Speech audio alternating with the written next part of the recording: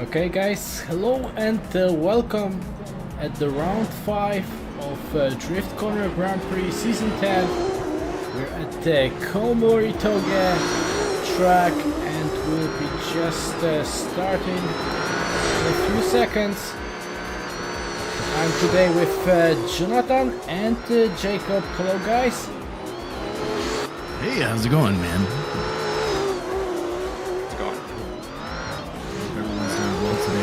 I'm excited to see this track here. It's going to be unique. We were talking earlier how this track is going to be a test of fortitude for the most of the American drivers compared to European drivers because of the different styles they have. European drivers are more aggressive and speed-wise, more like a TOUGE kind of pace compared to American drivers where they have that extreme angle. And if you have the wrong angle in any one of these zones, it's going to be a crumbling domino effect, as one of my co-commentators here said earlier. So it's going to be exciting to see. Chase is going to be a little bit of a struggle compared to the lead today. Yes, definitely that's gonna be a challenge for the drivers today. As you said, domino effect could be really a factor here. And let's watch the first battle of today. Angel Sovkov and Stanislav Tarasov are already at the start line. Going for the first battle. Angel with a nice angle in that first outer zone as Stanislav is keeping that proximity low angle, but staying right in the pocket all the way through from outer zone 2 to 3. And Angel is doing a good job with some left foot braking to keep that stabilization throughout each zone. That clipping point is gangster from both drivers. Here's the wall ride, contact on the wall. Oh. Angel is having a rough day on this one. That's a shame. It was going really well up to this point of contact. So that's the first part, and we'll see right now different places. So Stanislav leading, Angel is chasing. A rough point here. Angel has to give some pressure to Stanislav to force a mistake, but Stanislav is literally taking him to Gapplebee's with a you pick two meal all the way through each zone, being straight, fast and furious. Initial D style going all the way through, wall to wall, rail to rail. Here it comes, where the big mistake from Angel was, but man, Stanislav did a complete run. This is gonna look like a clear-cut decision from the judges. Yeah, that was really fast call from the judges. Stanislav Tarasov gets the win, and he's in the top 32. So next one, it's all Polish battle here. Patryk Majewski and Konrad Białowąs. So Patryk versus Konrad. Patryk with that 370Z, and then we had that RX-7 unique. Actually, not unique, but very legendary chassis out here, especially in this Japan circuit. As Patryk is filling out that first outer zone, going into the second outer zone, boom, money. Transition is straight, smooth, little to no angle, maybe from that chase driver, and going all the way through. Inner clip is filled out by Patryk. Oh my God, huge angle, grazing that railing. And my goodness, Konrad is finally at the point where he's keeping proximity towards the end of the lap. Yeah, that was big gap between those two drivers. Konrad was struggling to keep at the chase after the Patryk. So let's find out what happened here. And Patryk will be going on a chase position against the slower driver, what I have seen in the first round.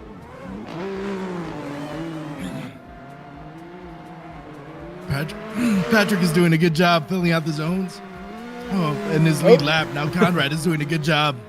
I drank a Monster a little too quick earlier, and I choked myself up. Konrad's doing a good job filling out the zones, though. Using left foot braking, trying to keep proximity, not as close to the wall as Patryk was. Yeah, Patryk took a very nice chase run, going close to his opponent. Maybe not a very aggressive one, but still, he was just right behind his opponent all the way up to the finish line. So Yep, we have a winner. Patryk Majewski gets the win. Very quick decisions from the judges there. Yeah, right. Yeah, now. what are you feeling with these kind of battles going through last? How are you feeling with the competition going through on this track? Oh, I think it just speaks to the difficulty to chase on this track, right? Like to stay in the zones and keep proximity extremely difficult. Oh, and just when you said that, little contact with the wall forces the chase driver to straighten out. It's definitely going to be a 0, but he's there for the show to add some pressure to Patrick all the way through, filling out the zones. Patrick's doing a good job using that left foot braking to kind of tuck himself closer to the railing, not too much. And it's really cool to see these drivers, even though they mess up, they're going to fight through it and then just do it, continue on the battle, have fun with it. Yeah, that's still a chance that it was Lee's driver's fault, so you have to keep the fighting until the end, so maybe that will go into your advantage, who knows, but let's come back. Arnold and Patryk once again. All right, and Patrick, huge angle. Oh my God, he saved it, and he's continuing on. Almost forced a mistake all the way through, and Fisher is continuing on with that BMW, filling out the zones. Big mistake from the chase driver, and then a big decel coming in right into his wall. But my goodness, Patrick is coming in here as aggressive as possible with that RX-7. Yeah, that was crazy. Corner number 1, he was just really struggling to keep his car in drifting, so I'm really curious about a verdict now. Yeah, probably is going to go lead versus lead now. Yeah. But they might. I wouldn't. I don't know if I would see a OMT coming in here. I wouldn't be surprised. But that huge, almost over rotation. We'll see what the judges say. Okay, and so Patrick. Yeah, Patryk Kamiński gets the win. Yeah, judges just said that there was a 0 mistake in the first run, and in the second there was no 0. So that was the difference there, and that's why Patryk goes through. And coming up next, Artur Kura and Dijon Rampage Reeves. Yeah, BDC driver rookie coming in here, trying to chuck it all in there and stay in that pocket, being as regal as possible with that purple Camaro. Really smooth in transition, just try to stay in that pocket. He is adapting his style in this track. Arthur is doing a fantastic job in the lead, just giving him the door, pretty much tapping on the door, say, hey, come closer, all the way through to that final outer zones. And Dijon Rampage Reeves does a fantastic job in the chase. Let's see how he does in the lead. He did struggle yesterday with the qualifying run, kind of tapping that wall, but he still got him in the show. Yeah, seeing this huge American muscle going through this TOUGE track is really cool. Love it. So Nice run. let's go now. Dijon doing it lead. There you go. Dijon, huge angle in that first outer zone with that Camaro all the way through, doing a great job and keeping that fill out perfect. And the proximity from Arthur mirroring Dijon, giving him some room to transition like a straight gangster all the way through, trying to slay the king all the way through into that final outer zone. And my goodness, doors, baby. Whoa, double tap. Double tap, both just tapped the wall at the last outside zone. And now we're waiting for the score. Just making it really crazy. We have this running joke. I was talking during the previous competition how the AOM guys are always in different competitions, how they're like a dynasty. And I gave a little joke to Dijon, since he's the leader of AOM. I'm like, you're the king. But I'm like, who's going to slay the king? And so we're excited to see how this performs. Dijon did a great job with VDC in his first round and second round. I'm excited to see how his career flourishes, especially with VDC. A lot of those guys go into IRL, like real world drifting. It's so cool to see that kind of stuff. Yeah, and now sim is really mixing up with IRL drifting, so you see both sim drivers running real life drifting, and another way, real life drifters coming to sim. So it's really fun to watch. And it's funny because a lot of real life drifters would go into sim and they were like they wouldn't perform as well compared to drivers going from sim to IRL. And it's just the real life drifters, they're so used to feeling the G forces that they're able to manipulate the car and go around. But there's some IRL drivers that are straight gangsters on the sim as well. Yeah, I've spoken with many drifters, and they say that sim may be harder even for the driver. Okay, so as we were talking, Arthur Kulak gets the win. Judges said that Dijon had little advantage until the last zone where he hit the barrier. So that was the case here. And that was the last battle of this group. So we will make a quick server restart. And we're coming back with second group of the top 48 for today. Yeah, as I was starting to saying that real life drifters just all they say that sim is harder because you cannot feel it. You cannot feel this G forces, as you said. They were saying just you cannot feel it with your butt, but it's definitely the same because yeah, that one sense that it's not here with the sim is just the G forces. And as you are practicing in sim, you can go really well in real life. As you have already this, you build up this practice, and you know what is causing what. So it's definitely much easier for you to learn real life drifting that way. Yeah, and also feeling pedals and everything like that. That's another thing. So I know there's some pedals. Last you say you have a bike and stuff like that. Do you have any like unique setup that you actually would enjoy? If you were to recommend someone a setup, what would it be? You mean setup wise? What? for wheel pedals, like if someone wants to get into sim drifting, what would you tell them to start out with? I think. Well, if you don't know if you want to do it, a Logitech probably.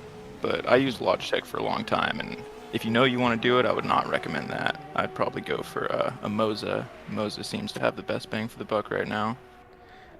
I just wanted to say, like, back in the days, a few years before, just Logitech was just a great thing to start with.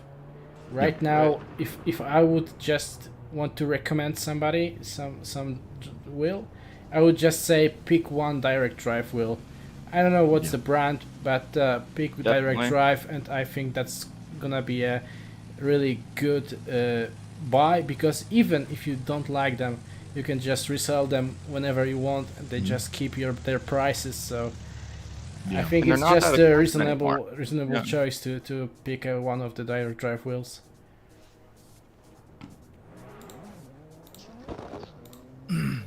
Yeah, it's what about you, Last? You said you started off with a Logitech G29 for like a year, and you had to push it along in transitions and stuff. It was super rough. It made it difficult. Exactly, I had the G27, so it was just the same case. Every transition I have to push my wheel because it was not fast enough. Yeah. Okay, coming back. Kim Roberts and Adam Gron already doing their own. Yeah, Tim Roberts out here just slaying it out there. I think we had a possible buy run from the previous battle, but Tim Roberts out here doing a fantastic job filling out the zones. Inner clip is good all the way in, running that GR86 all the way through to that wall, rubbing that wall, and my goodness, Adam is right in his door all the way through. If this was a pure initial D battle, that's pretty much what you're getting right here. These two guys are at it. Yeah, Beautiful chase. And lead. Yeah, the lead was great, and the chase was spectacular with these two drivers. But now we have them flip-flop. You got Tim Roberts out here, also known as Faded in the Twitch community. You have Adam Grahn in the lead. Tim Roberts has been a class act in absolute Thor's hammer in every battle he ever goes to in every competition. Here he comes, trying to get that proximity in the chase throughout the first two outer zones. Give him some room. Now he tucks into the pocket. Adam Grahn is unfazed. A little bit of a wavering in that outer zone 3, but man, that inner clip 1 and 2 is filled out completely by Adam Grahn. And here comes Tim Roberts on that wall ride and staying right to the door. A little tap on the wall from Adam Grahn, but Roberts is just right there on him, applying some left foot braking to stay with that proximity. Wow. Yeah, that was just a really good both lead and chase. Without any major mistakes, so... Only thing that I would like nitpick is in the beginning of the chase run of Adam. He was a little bit closer with proximity compared to Tim Roberts, but Tim Roberts was able to reel him in and stay there, which is really cool to see some drivers commit to that kind of driving style in this kind of competition. And stay in the zones too. Other drivers had to sacrifice the line in order to keep proximity. These guys both had both. It's gonna be tough for the judges here. Yeah, and we see a couple people in chat. Simon Sandman, one of a great competitor, also in DCGP. Always like poking at him a little bit. Another driver I love giving some little jabs with is Cameron Mustard and Martinez Austriaca. Love seeing these guys out here and just shredding. Okay, so judges are saying that the team had better lead run. 2 mistakes by Adam, outside zone 3 out of the track, and correction at the outside zone number 7. So that means Team Robbers gets the win. And wow. He's advancing on. Crazy. I wouldn't want to be in the judge's position on that battle, man. It was so close. Yeah, but really that was unexpected though. Yeah. Okay, so the next one, Hwang Tae-hyun and Linus Tornquist. So, South Korea and Sweden. Linus Tornquist out here shredding with that GR86 as well. Great driver. Seen him in multiple different battles, but my goodness, he is a little bit shaky with the proximity, keeping it in there, but kind of losing it on transition, and it's a struggle to come back into that pocket. Hwang is just doing a good job filling out the zones, getting that angle. Oh my goodness, literally scrapes his bumper onto the wall and just rides it all the way through. Yeah, that was really crazy. Outside zone number 7, he was just in the barrier, so that was really fun to watch. And right now, let's find out how this South Korean driver will go as a chase. Here we go. Yeah, you got that RX-7, the rotary baby got Brap coming in and trying to stay in that pocket all the way through. Linus Turnquist is filling out the outer zone. A little bit of a struggle in proximity, but I think this might be just a precaution for the Pena issue, maybe going all the way through. Linus is going all the way through and filling out each zones. And here he comes, hucks it into that final outer zone and rides that wall as well. And now the proximity is there. A little bit of a tap on the wall. That might be the final nail in this coffin. Yeah, that hit was just before the finish line, so that may be an impact for the score. That's a tough spot on this track. That last zone, the wall's very unnatural. Yeah, it just swings the other way just a little bit. Yep. So it's a little bit different between this outside zone number 7 and 8.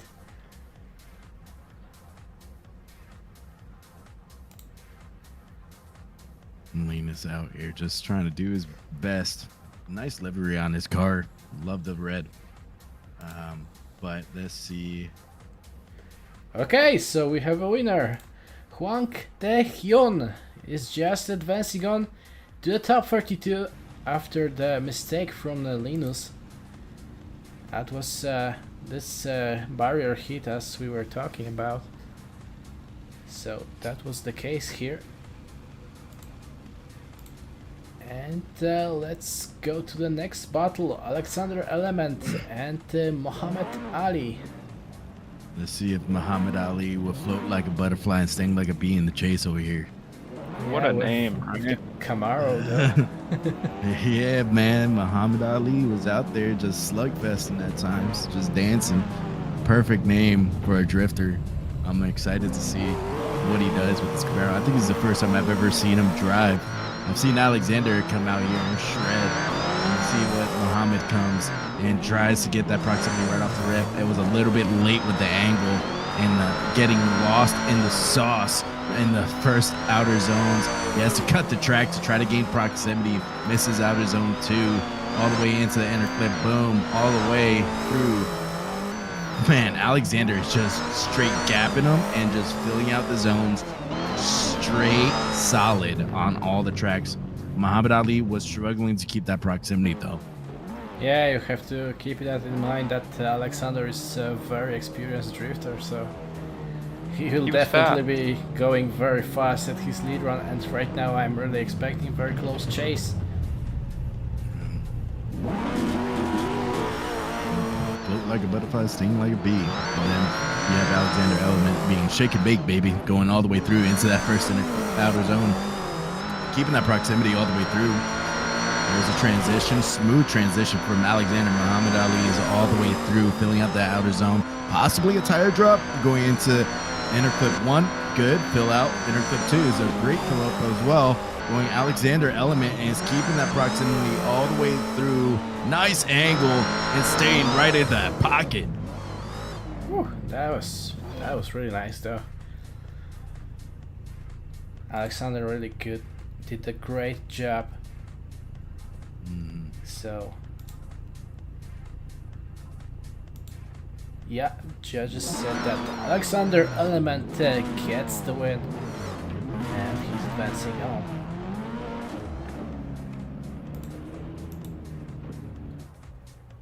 Okay, so that was last one, or maybe we'll come back to Hassan Sharif. Yeah, we're coming back to Łukasz Tasiemski and Hassan Sharif, but sadly there is no Hassan at the server, so we'll see a buy run from Łukasz. Yeah, Łukasz out here.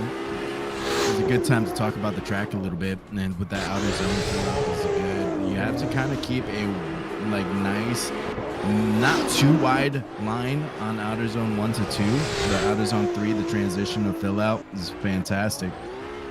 Set yourself up for success on that transition to the inner clips, so you could get that angle all the way to that rail and fill out that final outer zones to try to continue on the battle in the lead. It was so good, dude. Yeah, that was really good to run to just talk about the track and the layout. Yeah, as you said, there's a really nice flow at this track, but you have to keep the line, keep your speed, keep your angle at the right place. So first you have this short outside zones number 1 and 2. Then there's a long outside zone number 3. And then we're coming to inside zone number 4 and inside clip number 5. So inside zone is one thing, and then it's inside clip. So that's a difference maybe between our competition and some other ones, because in inside zone, you have to be as close to the cone as possible, as inside clip is just you take it or you miss it, so 1 or 0. And then outside zone number 6, that's a very tricky one. During quali, many drivers were missing this outside zone number 6, and some of the drivers were really hitting hard this barrier at the outside zone number 6. Then you have outside zone number 7. It's that very long one. short break and outside zone number 8 with this unnatural barrier as we were talking earlier. Just messing around. Okay, coming back, Marco Rourke and Samuel Mirandon already at the track doing their first run. Samuel out here representing the AOM members as well, trying to put a name out there. Marco Rourke doing a great job filling out those outer zones. Inner clip is fantastic from Marco Rourke, and the proximity coming in from Samuel, just filling it right in and staying in the pocket, not phased by Marco Rourke's tenacity on each zone. My goodness, that chase was great. Very good. It's so crazy to see the new names coming out here and drifting. Samuel's been around as well, but just when you're competing with other guys that we've seen in different kind of competition, it might strike some nerves. Now we have Samuel out here representing AOM livery all the way in. This outer zone is good. Huge angle going into that second outer zone. And here comes Marco Rourke to tuck right into that pocket all the way through to that outer zone 3. Marco Rourke, it gives a little tippy tap on the transition, and now Samuel has a major advantage here going into his final outer zone. Samuel just has to finish his lap. This might be the lap for him to move on to the next bracket. Yeah, just seeing new names is just one of the flaws. Having open competition when everybody can sign up, try themselves, and we'll see very different names. But yeah, we had at this track some really new names, and going straight to the top of quali, just all amazing. Okay, so Samuel Mirandon gets the win. So first run, bad chase, bad lead. In second, all about the contact before inside zone number 4. That was judges call. So yeah, Samuel is just in the top 32 and Mark is out. We have Darius Austriaca out here with Max Jagger. Darius is in that yellow J86, and there's some contact on the transition from the chase driver. Max didn't give him enough room on the transition going into Darius, filling out the zones, unfazed by that contact before. Usually it would unsettle the line throughout the whole track, but Darius is a straight professional, filling out each zone, just straight gangster. Yeah, that contact from Max, maybe I think here, because he was trying too much, I would say, at this transition, and that caused a little mistake, but really Darius was still putting his lead run, and as anything happened there. So let's go, Max and Darius. So this will move on to the top 32. A little bit of a bobble from Darius in the chase. Something that's not normal to see from him, but Max is filling out the outer zones very good. He uses some left foot brake to kind of stabilize himself. Looks like he possibly had a tire drop. Inner clip is fantastic from Max. Here comes the wall ride all the way through, and a contact with the wall. He tried to send it a little too hard, and that's gonna seal the deal. Yeah, I think Darius played it safe there, and that's probably going to pay off. Oh, yeah. And it did pay off. Darius Austriaca gets the win, moves on to the top 32 bracket. Now, I know one of these drivers out here, but the other chase driver I haven't seen before, I don't believe. We have Tyler Duck in the lead, and Gert is in the chase. Well, there's some contact with the cones on the lead. There's going to be a restart. Whoa. Okay, so I was wondering what's happening. Yeah, we've seen Garrett before in this season 10, but he is also a new driver to the series. As the Tyler is also. Yeah, Tyler Duck has been in the competitive scene. He was competing in Super Drift. Was very conservative in Super Drift, trying to get his wheels down. But Tyler Duck is doing a good job filling outer zone 1 and 2. Outer zone 3 is fantastic. He angles up. Gert is right there, keeping the proximity and staying right on the pocket and losing it a little bit on the transitions, on the inner clips. Here comes that final outer wall. Tyler Duck is doing a fantastic job filling out the zones and being straight gangster in the lead and a baller shot caller, 20-inch rims on the Impala. Beautiful runs from both drivers there. Yeah, it's good to see that Chaser come in. It's a big car, man. It's a huge car. Not as big as that Camaro, but we'll see how Gert does in the lead. Gert does a good job in the lead and give him that wall. That would be great. Oh, some contact. It looked like an angle up from Gert. And then Tyler was trying to stay in the pocket and made some contact in the chase. That's where the judges are going to look at, see who's at fault. Yeah, that contact was a big thing. Gert went straight into the wall after this one. It almost looked like his wheel disconnected for a second or something. Yeah. Just judges need to. Yeah, second round Chase got too much grip in the first corner, and Gert Kubarsep gets the win.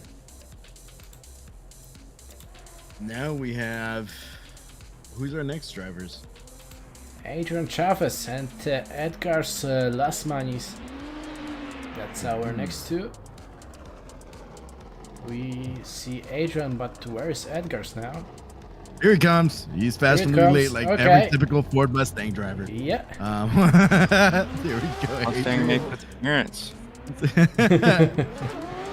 Yeah, BMW versus Ford Mustang. I love seeing this RTR Mustang. Not to make it confused with Von Gitten's crew, but Edgar is out here. He's been doing a great job in using this Mustang to its full potential and staying in the pocket on a lot of the battles. Adrian is doing a stellar job with that BMW. Edgar had to kind of cut the track a little bit. That forces a mistake and makes contact with Adrian, so it gets him into the wall. Man. Yeah, I've seen like this Mustang went straight into this water drain inside of the track with his front wheels. I don't know how to call this thing next to the track. The drainage ditch? Yeah, maybe. Yeah. Yeah. We'll see how Edgar comes out here and puts a lead run. We have Adrian Chavez representing the Escuco community. Huge angle. He angled up so he could slow down a little bit more so he could stay in that proximity. Edgar slams into the wall. And my goodness, that is unfortunate. That Mustang was a little bit too spicy. That zone tightens up a bit at the end, and if you're still on the wall there, it might play out like that. Yeah. Okay, Adrian Chavez gets the win. And he is in the top 32 now. And that Adrian was the Chavez last battle of this group. I could imagine Adrian Chavez's face when he saw that. It's kind of like, you ever seen that Hot Ones episode with Shaquille O'Neal? Nope. No. Oh man, when he bites the chicken and then he just makes that face. Oh, I gotta say. Oh yeah, I do know what you're talking about. Yeah. That's fine. That's a surprise. Man, have you never seen Hot Ones, Maki? Nope. Oh my goodness. You know what? I'm missing a I'm lot. gonna give you some American culture. Okay.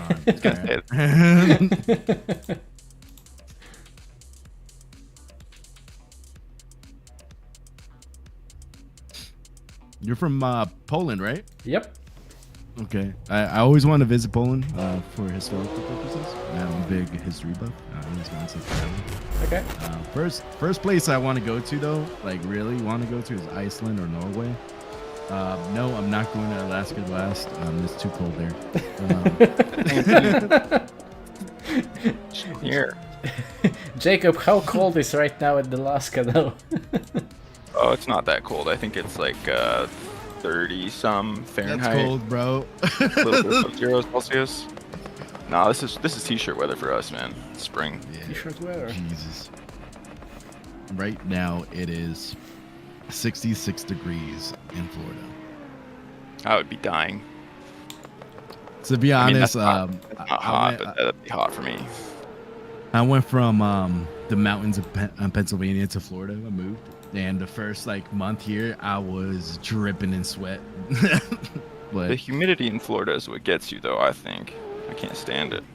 yeah, definitely gets you, but your body gets accustomed to it pretty well. The wet hot. That's true. Okay, let's go back to the mountains. Artyom and Luis now. Luis Trevino coming out here with that RX-7, trying to stay in that pocket, not making a forcible decision, getting all the way in that pocket and getting door to door with Artyom all the way through. Artyom is doing a fantastic job sending artillery strikes all the way through the tracks, slamming into the zones and striking home all the way through this lead lap. But Luis Trevino is just right there, danger close. Wow. Yeah, that was pure wow though. Wow.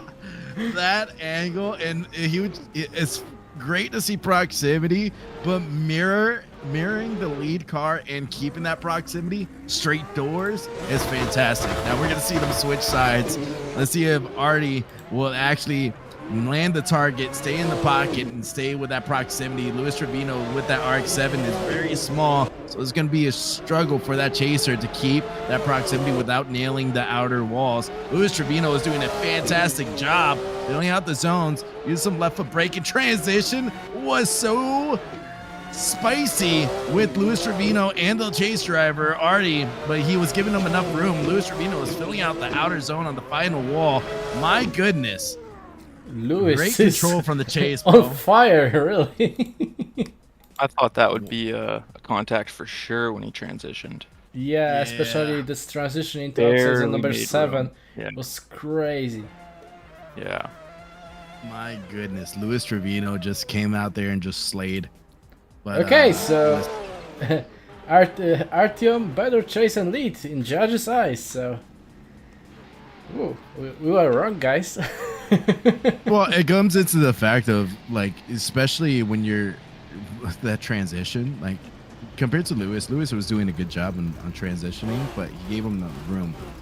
Artie didn't do that. He was just like, all right, let me lick your bumper while transitioning. Yeah. But now we have Patrick and yeah, we have Michael and Patrick out here. Patrick with that A90 Supra, first A90 Supra we saw today, and we have Michael over here with that BMW just ripping through, trying to stay in that proximity, kind of giving them some room on this transition, then dives back in. Some contact on the wall, a little bit too much of a speed boost to try to dive into that A90 Supra as we see him fill out and finish up the track.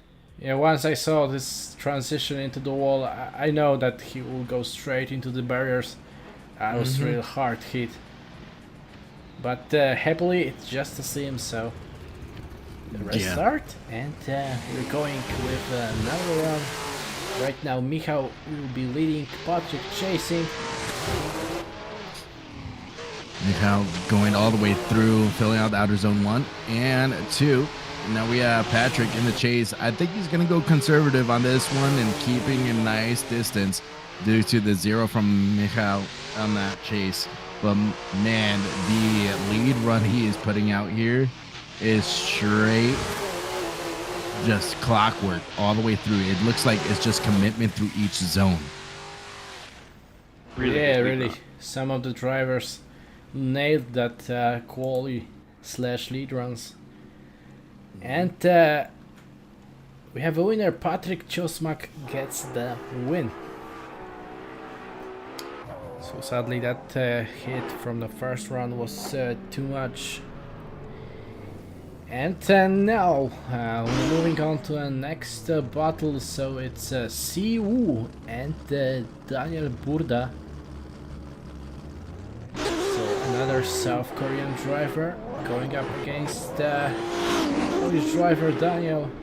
And we got battle of S chassis in the mountains all the way through. Siwoo is doing a great job just committing as well A little bit of a left foot brake to kind of angle up so he could transition into his inner clips, and he's doing a fantastic job. A loss of proximity from Daniel, but my goodness, oh, all the way in. I thought he was gonna nail him, but that door action right there was insane.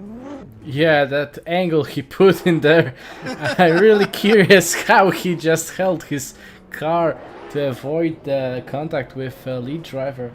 Woo, that's crazy stuff. You were That talking gave me about earlier. anxiety. You were talking earlier how the real life drivers, they don't feel it in their butt. I'm pretty sure Daniel Berta just felt that in his butt right there, going all the way through. Outer zone is one is fantastic. Into a little bit of a tire drop in contact with that outer wall from Daniel on the lead. But man, Siwoo is just being straight a class act through the chase, just keeping that proximity. Ooh. Oh no! A little bit of a speed boost that slammed him into the wall, made him a dreidel, and made him spin around the track like he was about to flip upside down. Yeah, that was a fast call from judges. Daniel Burda gets the win, and I was just talking about this outside zone number 6. It's really catchy there. You can really go straight into the wall if you really put only slight difference in your line, so you have to watch out. And we have some brothers here.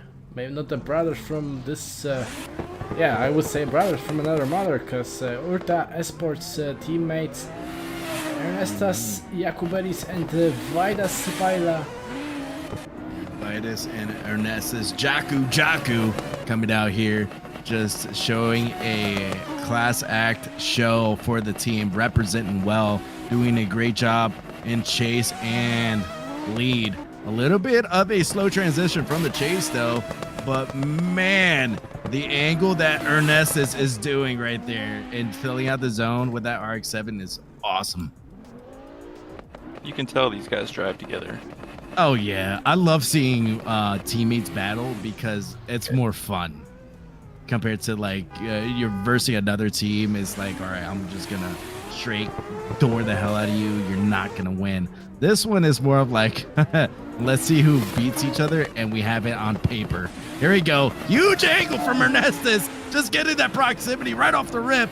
And oh, mercy. All the way to outer zone 3. Ernestas is not giving him room. Using some left foot braking all the way through. Inner clip is fantastic from Vitus as Ernestas Jakub is trying to dive in to this transition. Here comes a wall ride. Doors, baby. Woo. Wow, that's going to be tough for the judges. That's extremely close from Ernestas at his chase.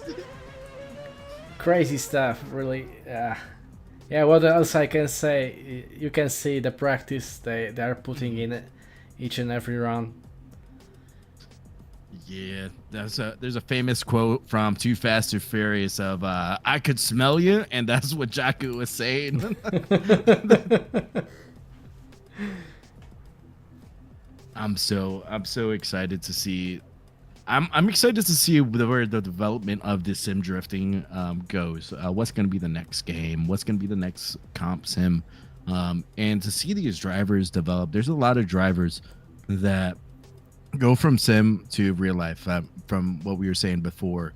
But being able to be in a showcase, it's awesome to see. We were talking about Fuel Fest earlier today. And there's some sim drivers that are actually bringing their real cars out.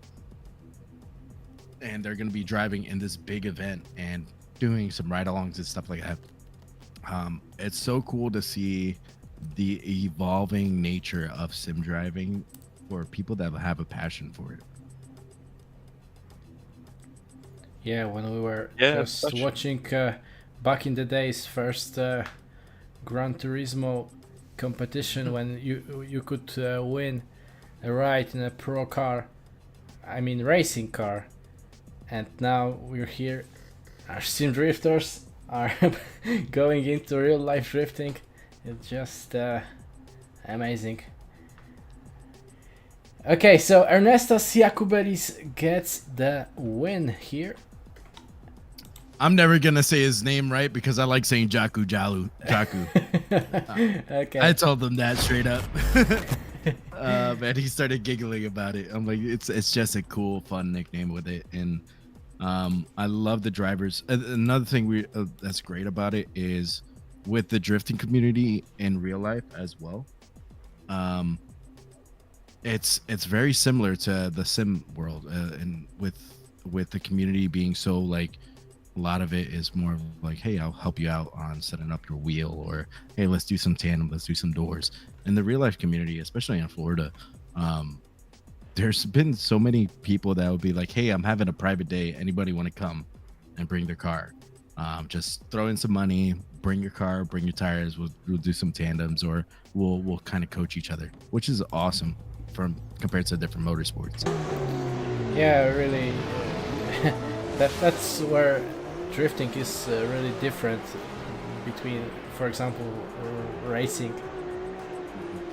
When I was just taking part in sim racing, I couldn't spot so many helpful guys as we have in drifting community.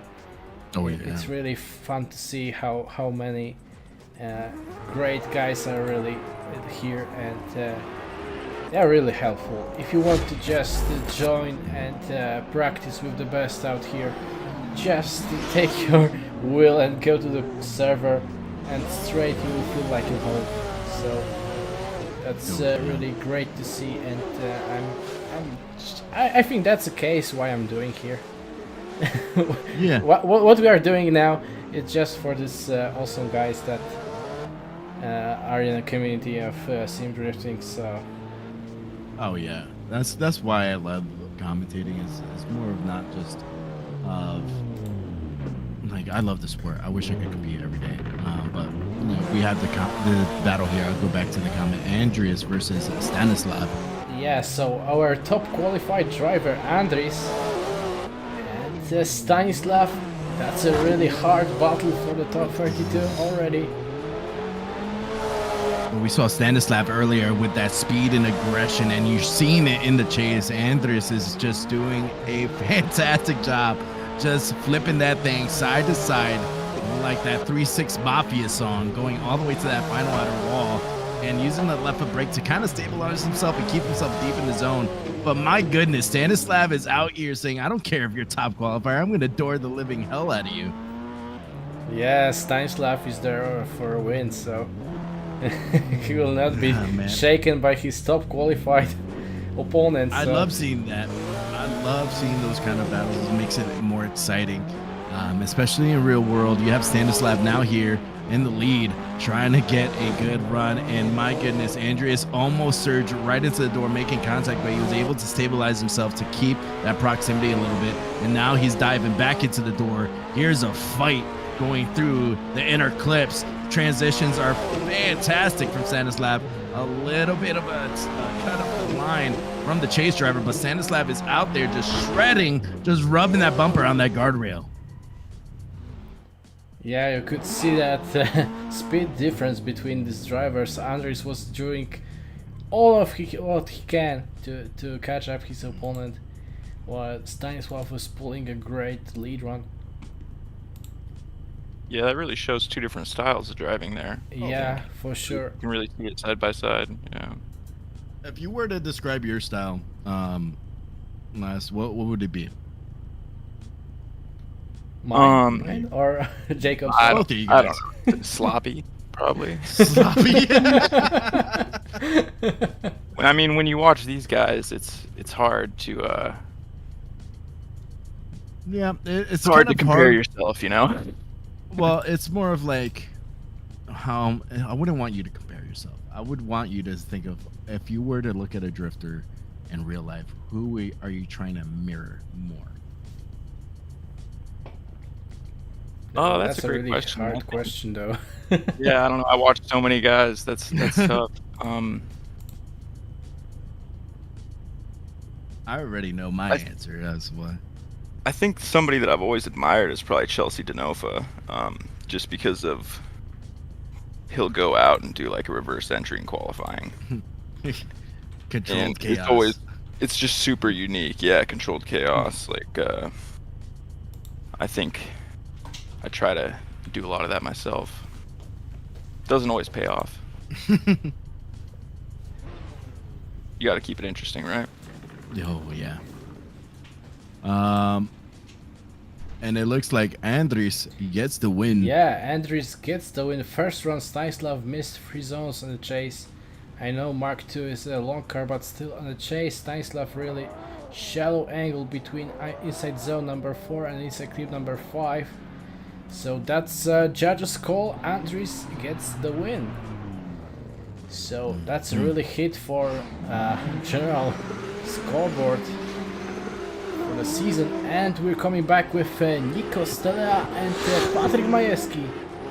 Nico Stella representing Escuco, one of our young bucks out here, just doing a good job. But my goodness, Patrick right off the rip, getting that proximity onto that S chassis with that Z, and using left foot braking to keep himself right in that pocket all the way through to the first inner clip, second inner clip. Good. Nico Stella out here showing everybody how to do it, riding that outer wall in the final outer zones. Wow. It's just an animal. Every time I see him drive, it doesn't matter what age you are.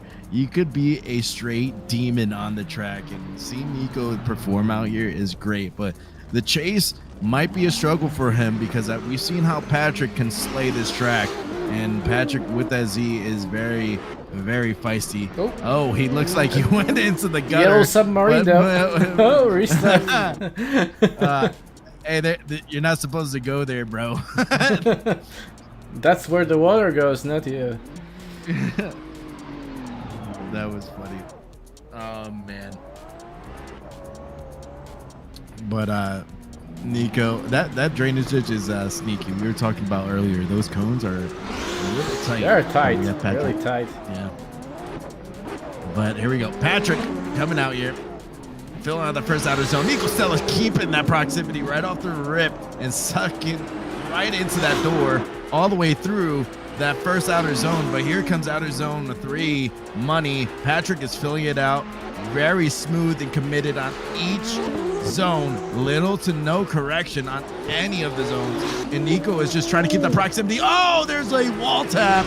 That is unfortunate for Patrick, as that might be the nail in the coffin for that battle, and it's going to be most likely a clear-cut decision. Yeah, that might be, I think, because up till this point it was looking good for Patrick, but that mistake may be really pricey. Yeah, we're getting people in the chat. Raul Gonzalez says Nico is from another world. Yeah, seeing him battle, especially how young he is. Just going out there and shredding. It's crazy. How young is he? I believe is he 13? Yeah, I guess. Oh, that young. Wow. Yeah. I had no idea. Yeah, he's incredible. He's fantastic. Yeah, and he's already taking his steps in real life drifting, so maybe he will get to really pro level of competition someday. We have to watch his career growing on. But now let's come back, Mattis and Patrick, but that's gonna be a restart. Yeah, that gutter keeps sneaking up on some of the drivers. Yeah. Yeah, back to Nico. He did win that last battle, but Nico it's just one of the kids that I actually enjoy commentating and talking to because he's very respectful. And then when it's competitive, he's just zoned in. But now we have Mattis and Patrick Kaminsky coming in, and my goodness, a straight in from the chase driver. That's going to be a big old goose egg, but he's going to still fight on as Mattis is doing a great job in the lead, just trying to complete the lap. He probably knows that he has an advantage going through if he seen a straight in from behind, but Mattis is going all the way through. A little bit of a contact on the wall. Yeah, I know, but that was really a weird line from a lead driver in the first corner. Yeah. That may be a case also here. And judges will definitely be looking closely at this first run, but still there's second one to go. Here we go. Patrick with that RX-7 coming in. Nice Scandinavian flick into that first outer zone, keeping that momentum and angle all the way through. Applying some left foot braking to kind of stabilize himself for this transition. Nice angle up to get himself situated for these inner clips. But my goodness, Matis is right there and staying in the fight throughout each transition. Patrick is doing a fantastic job in the lead run. We'll see what the judges say with this battle. If there was what you were saying earlier, if that lead was maybe unchaseable. Yeah, that may be even unchaseable. Yeah, I guess so. Yeah, judges said that first run was unchaseable from a lead driver, so that means 10-0 advantage, and yeah, that's why Patrick gets the win, and he's in the top 16. And now Mark Bodor and Artur Kula. Mark Bodor versus Artur coming in. Oh, a contact from the chase driver. It looked like the lead driver did a nice initiation, but the chase driver had made contact with the wall. Now we're looking at Mark Bodor all the way through as Kuko livery, trying to fill out the zones, complete the lap. Completes the lap, that will be fantastic, and big advantage for the driver.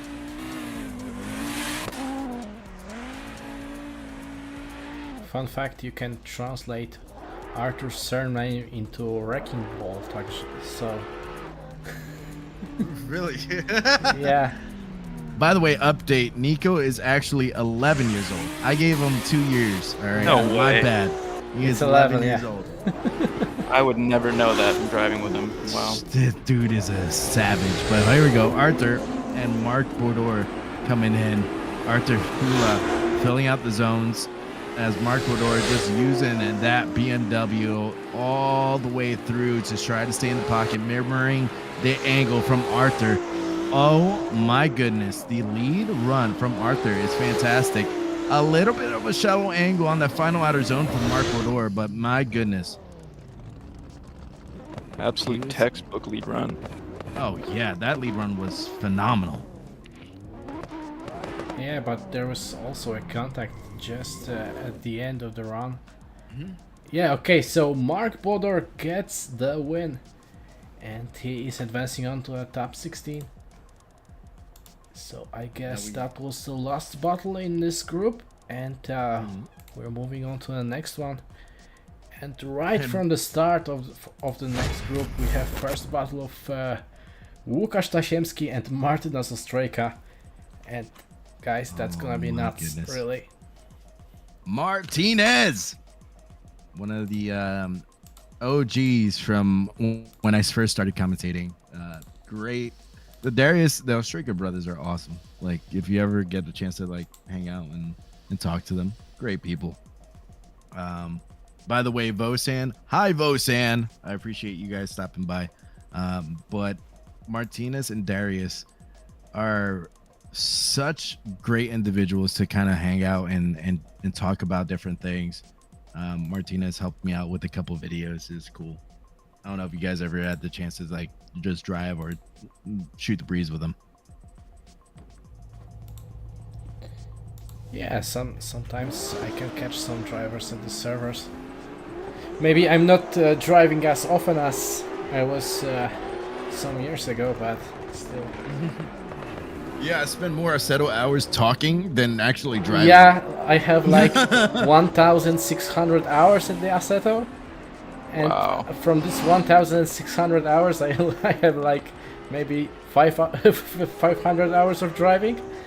1,000 over are just sitting and talking about driving. So yeah, it's funny because I have close to 600 hours in Assetto, and on my sim rig, I got a sim rig about 2 or 3 months ago.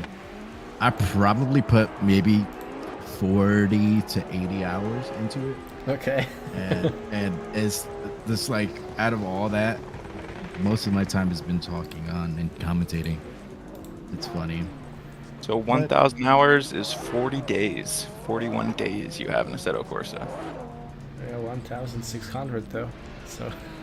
Oh, 1,600? Yeah. Oh, that's incredible. Why don't you put that on us. All right, but here we go. We're going to a battle. Martinez, Austriaca in the lead. Lucas is going to be in the chase. Martinez with that BMW, filling out the first outer zones.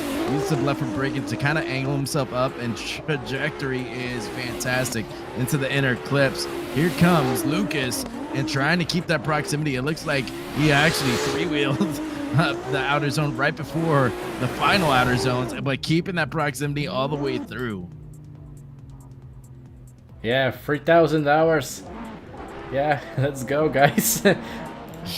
That's swag there at the chat. How many hours in Assetto you have? I know that like one of our judges, Jakub, that is also making the car physics for us, have also over 3 or maybe now 4,000 hours at the clock. So wow. There's a rerun. Someone decided to go into the gutter, the lead run. So we're gonna have them come back. Man, I put so many hours on Assetto, but it's enjoyable hours. It's not like grinding a game, you know, like certain games. But we have Lucas out here in the lead. Initiates, fantastic. It looks like he possibly e-brake initiation on that first outer zone. Going into the second outer zone is good, but my goodness, Martinez is keeping that proximity all the way through. Here comes that inner clip, nice angle, gives him some room on the transition. Martinez is modulating that throttle like a straight baller all the way through, getting door to door with Lucas. Martinez is doing a fantastic job representing the name and the team. yeah, great stuff from the drivers here.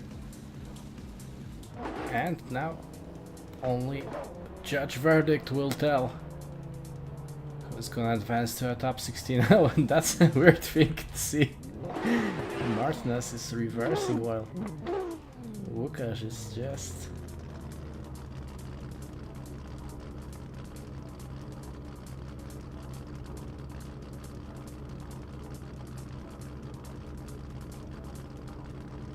Yeah, for 300 hours battling against Darius Ostrejka is just pure madness, bro. After 300 hours I was maybe like doing simple skits, so... Okay, so... How long it takes to learn to drift. It's one more time. I guess like, I don't know, maybe 400 hours maybe to do some battles. But still, I guess it's really different from driver to driver. Yeah, at about 100 hours I could just make some runs along, like doing some simple layouts. Like a little bit of contact in the first zone there.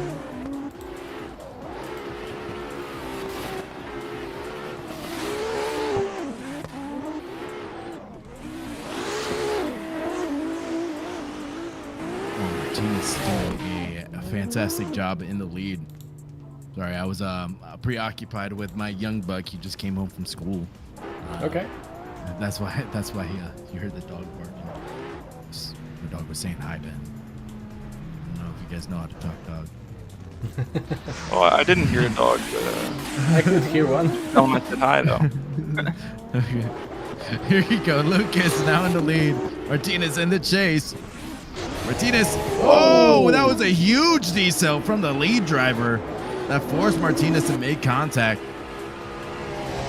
And they're going to see the replay. So a huge decel from the lead driver, what we saw. It seemed like he felt himself going over. And then now you got Lucas finishing up the lap. Martinez is just doing a good job and just doing a show for the people who are watching.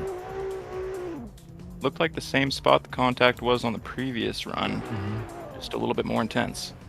Yeah. Yeah, but judges need to, yeah, definitely they need to watch a replay. Maybe lead driver was just braking there too much at the south zone. Maybe that's the case here. We got a bunch of people in chat while the judges are looking at the replay. And we have one person with 400 hours. Then he said he got an 85.5 in quality. That's not bad, especially doing. I love that everybody's sharing how many hours they put in. Yeah. But like I said earlier, it's more of the enjoyment of the hours compared to like certain games. Like let's put it this way, Helldivers. Yeah. You're spending more time in the loading screen trying to get into the queue. All right. And I've been very frustrated with that for the past couple days because that game it's fun. I enjoy it. It brings nostalgia back because I've seen the movie Starship Troopers a lot. Maki, I haven't played it yet. Show? Yeah, I've seen. Oh, you've seen that movie? Oh, thank God. Yeah. No, I don't live in a cage though. And you said, Jacob, you said that you've seen it? Oh no, I haven't played Helldivers yet. I've seen the movie, but I've seen the movie, man. but didn't play the game. is it good? Should I? Oh yeah, you definitely should play the game. It's fun. I'm gonna have to do that. All right. Okay, so judges said that Martinez gets the win. In second round, Lucas just stopped at the end of outside zone number 1, and that was the lead driver's fault of this contact. Yep. And, No parking there. Yep, no parking there, definitely. Okay, next one, Danielius Parangauskas and Team Roberts. I am so happy you said that last name, I was man. just I would gonna have. say that. We got God. Daniel in the lead, and we have Tim Roberts in the chase. Here he comes with a GR86. You saw how spicy he was previously. Tim Roberts coming in and just keeping that proximity and diving into the pocket each transition. Fantastic. Daniel is doing a great job trying to give himself some room with some speed and momentum all the way through that final outer zone. Daniel does a fantastic job keeping that proximity to the wall. This is the first time in a long time I've seen Tim Roberts kind of struggle in the chase. Yeah, Wow. another tough opponent from team. Just Man. he's just taking part in this competition and having a very tough opponents one after another. Here he goes. He's in the lead now. Let's see how Daniel comes in the chase right off the rip, mirroring Tim right out of outer zone 1 to 2, all the way to outer zone 3.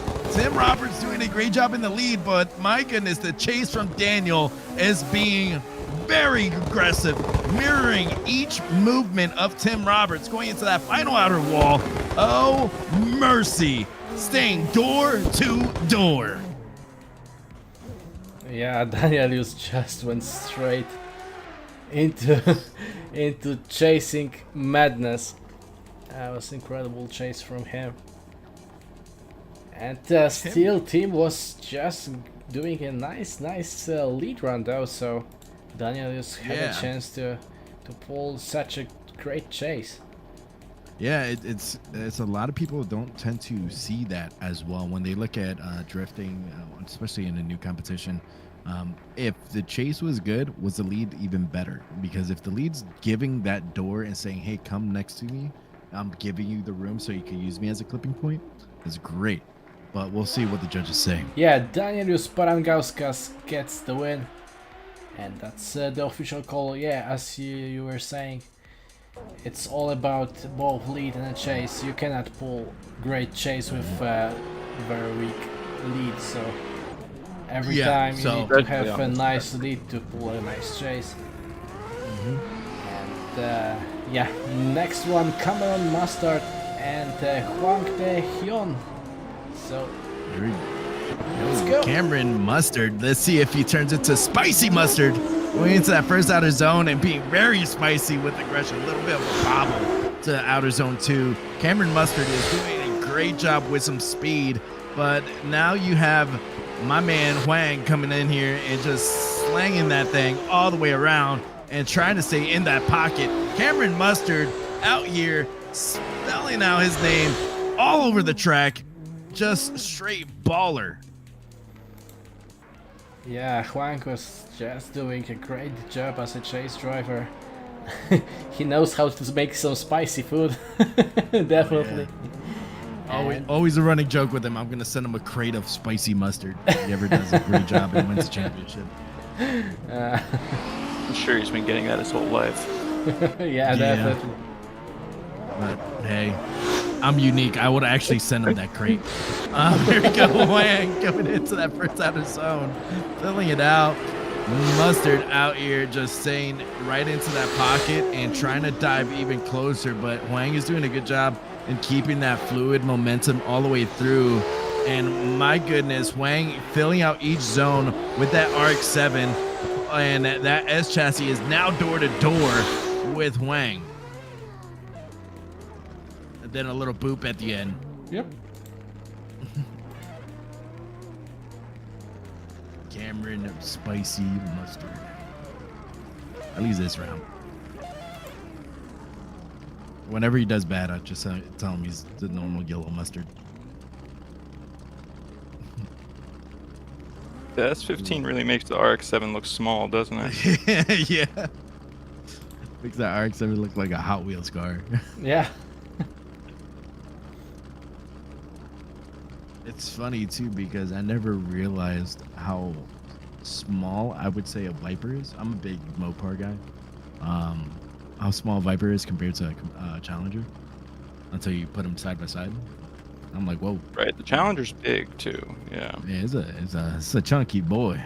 But Yeah, it's both. love it though. But we were talking about drifting styles earlier. You said you like to be more of like a Chelsea Denofa. Maki, what do you feel like you try to imitate? If I want to imitate, let's go for the best one, James Dean. For me, it's the best one. Nice. But if you want to say what's my idol from a young ages, that will be Kawabata from Japan. That's some crazy moves from him also. Like going into style, I'm more angle person, precise driving, less speedy one, I would say. Okay, so judges are saying now that in the first run, first corner, both of the driver made mistake. Huang big correction, and in the second run, Huang really bad initiation. Cameron with a great chase.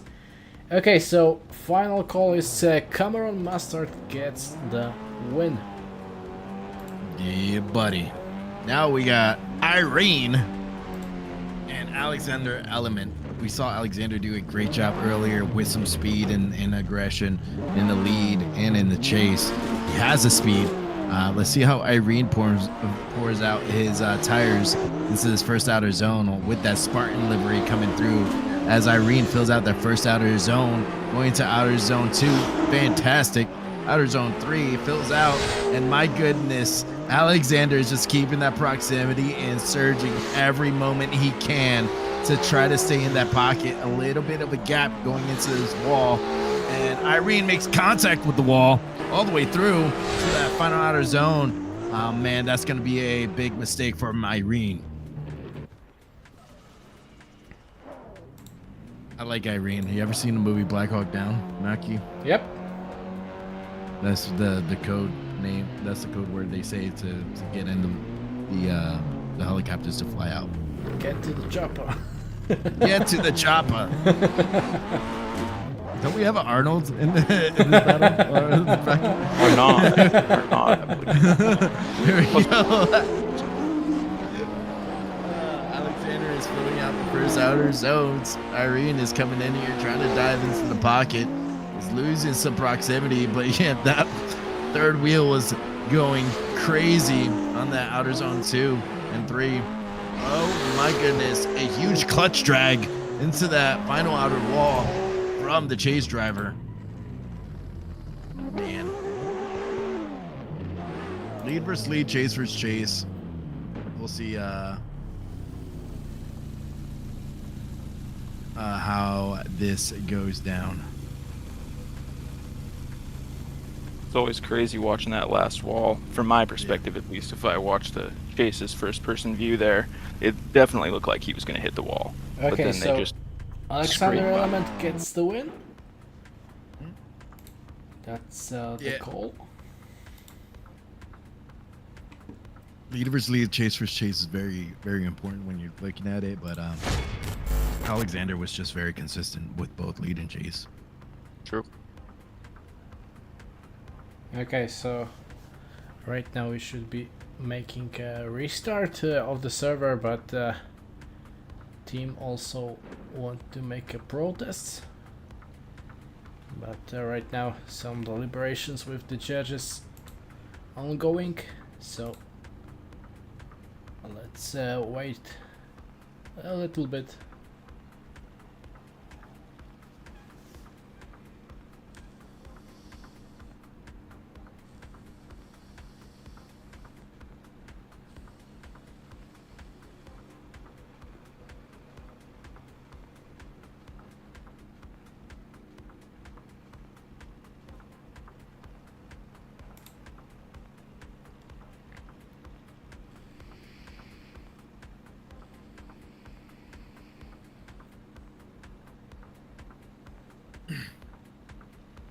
I'm gonna be having to go soon. Get some food ready for the kiddo and stuff like that. I always enjoy and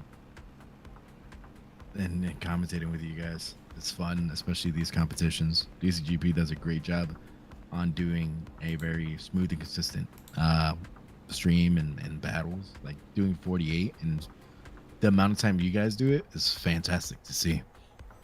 Yeah, we're trying our best to make it as quick and as smooth as possible, so Oh yeah, you guys do a fantastic job. Very organized.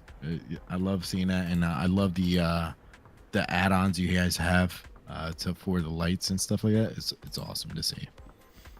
Very professional. Yeah. Yeah. But right now, I will bid myself adieu. I appreciate you guys having me here.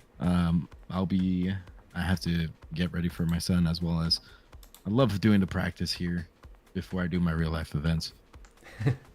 yeah, thank you for joining us today. And Yeah. Have a good rest of your day, man. and I hope we'll see you in the next round. Oh yeah, you'll always see me coming back here. I love doing the DCGP events. The cars are awesome. Thank you. Later, guys. Later. Yep.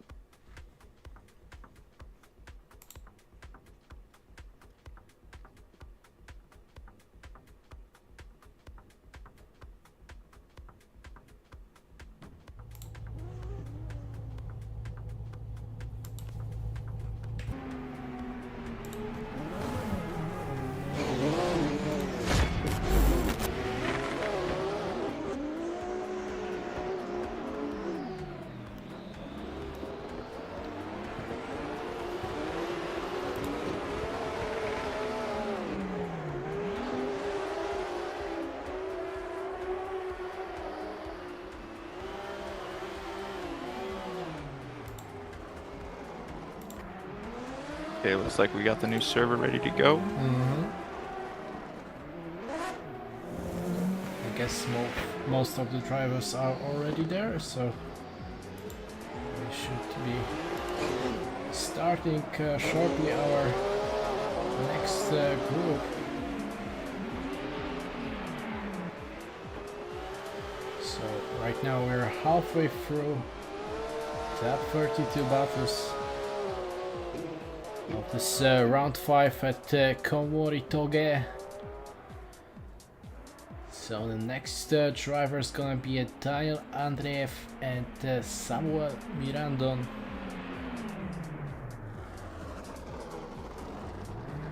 So Daniel will be leading first, Samuel chasing.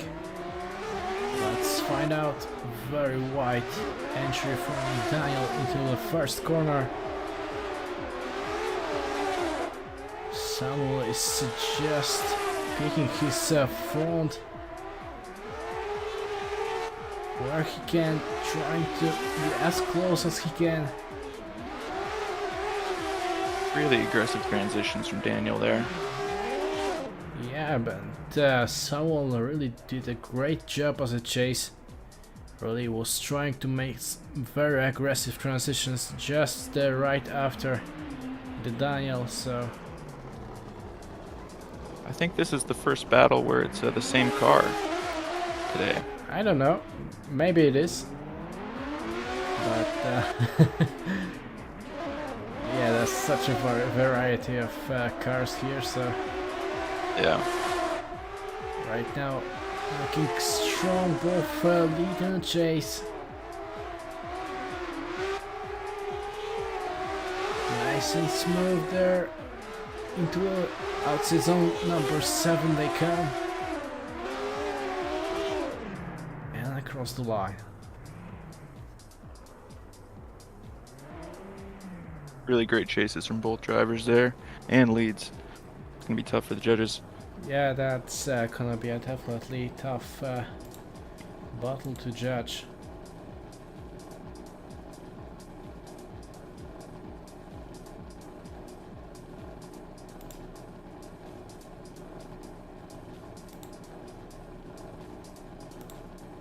So right now we're waiting for the verdict.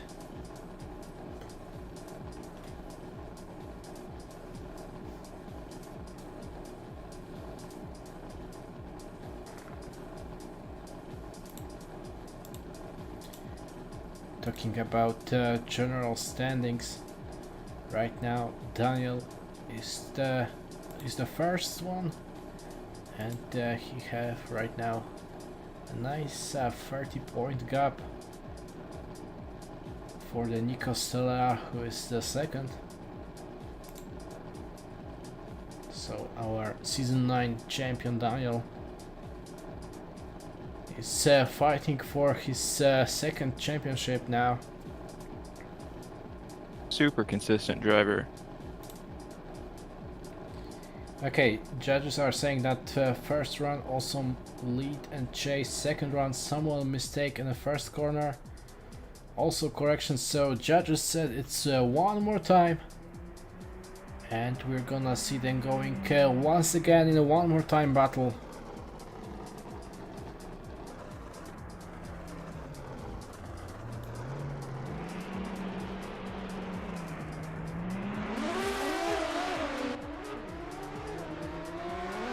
And here they come. Daniel and Samuel. Once again, very aggressive chase from Samuel. He knows that he needs to do something big to win against Daniel. Oh, some mistakes there. Oh, very shallow line and the entry of the outside zone number 7 from Samuel. That's gonna have a big impact for the score of this round. Yeah, if Daniel can just keep it together for this one.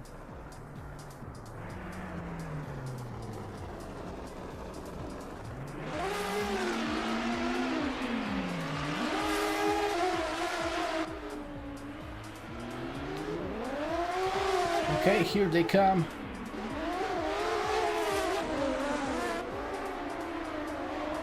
Oh no! Oh.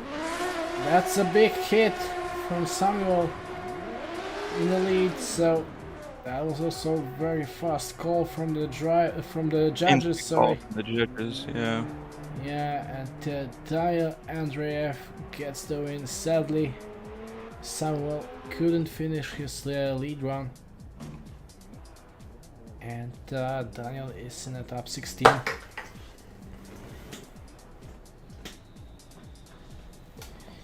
Okay, into the next one we go. Adrian Roncero and Darius Ostrejka. So Adrian Escuco, Darius Urta, and here they come.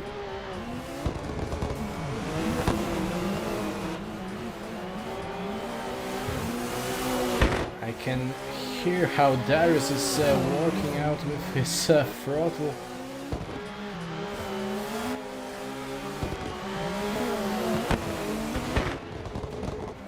Nice transition to outside zone number 7 and doors to door across the finish line.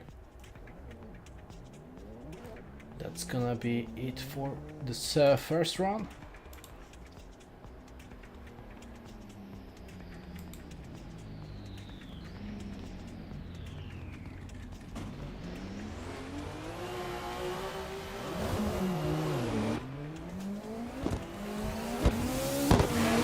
Here they come for the second run. Look at Adrian now. He's just right behind Darius. Across outside zone number 3, inside zone number 4, and inside grid number 5 they go. Very close transition from Adrian and across the line. What the chase it was from Adrian. That's incredible. That's gonna be really tough to judge there.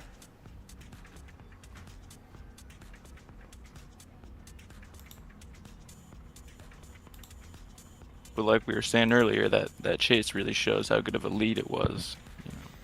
Yeah, but also Adrian was doing a great lead, so yeah, that's really tough.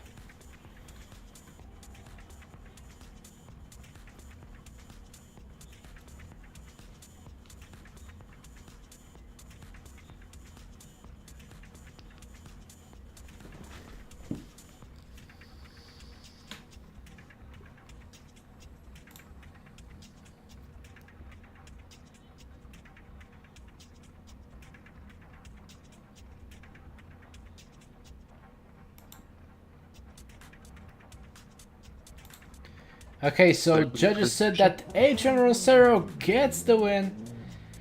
And the first run, Darius made mistake, almost going straight during the transition between outside zone number 2 and the 3. So that means Adrian is advancing on to the top 16. Good job, really.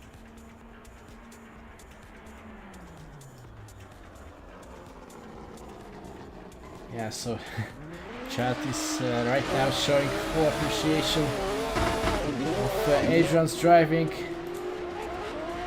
And let's go back. Vitaly Isayev and Gerd Kubalsev. That's our drivers now.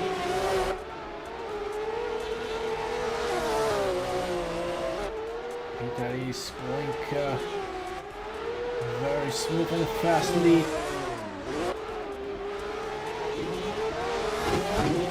And right now Gerd is searching through. That was not really the gap Gerd was looking for, but still great effort. Not a lot of proximity, but it was smooth and he mirrored the angle really well. Yeah.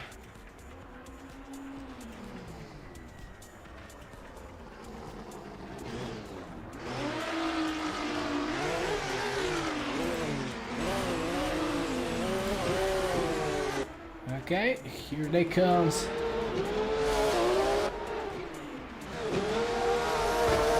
Right for the first corner. Oh no! Oh, That's a hit from Gerd. He That's came back, but still that's gonna be a big advantage for Vitaly in the second round. And across the line they go. So yeah, Vitaly Isayev gets the win. Sadly, after this wall hit from Gerd in his lead run. So now let's get back. Next drivers are Sebastian Grzywiński and Adrian Chavez. So right now Sebastian is wondering where I'm gonna start this run. Okay, or maybe not. Right now, big gap between those two drivers. Okay, got a bit of a close start. it's gonna be a rerun. I guess it was a false start from Sebastian. Can you say his last name for me again? Grzywiński. Okay, not gonna try. Thank you. That's fine. Okay, let's get back into it. Right now, all should be good. Sebastian leading Adrian, chasing.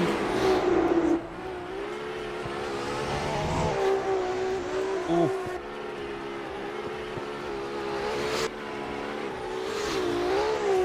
All on the throttle, really great stuff. Adrian is trying to close the gap, but that was really full throttle lead run from Sebastian. You could really see him surging up between transitions trying to close that gap. Yeah, yeah. It's a tough track to give enough room and then get back to the door, you know? Yeah, definitely it is. But now, how things gonna go in different positions. So now Sebastian is struggling to keep the proximity with the Adrian. That was very different transition from both Adrian and Sebastian. So Adrian was, I guess, also making a small mistake there, but was not unchaseable in judges' eyes. So that means Adrian Chavez gets the win. And that was the last battle of this group, so that's gonna be a last restart in a top 32 bracket, and we're gonna know who is in the top 16 of today.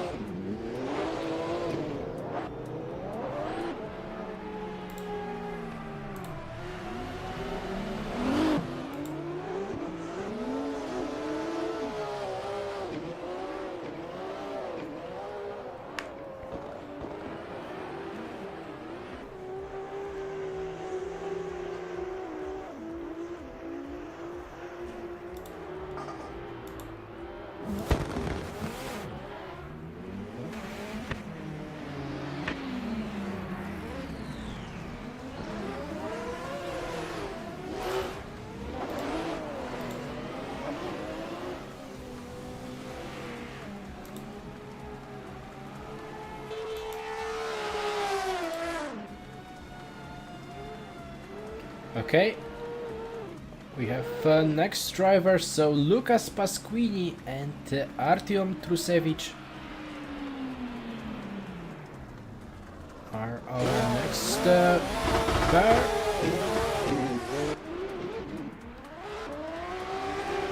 Okay, Lucas leading with this purple AOM BMW, and Artyom on Toyota Mark II.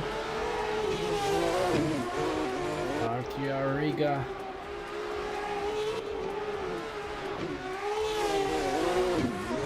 Artyom with a very shallow line and the transition into outside zone number 7.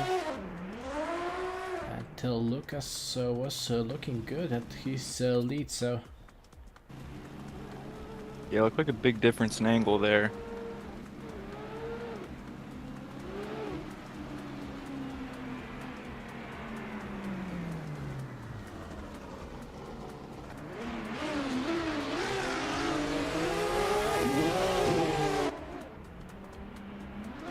okay, here they come.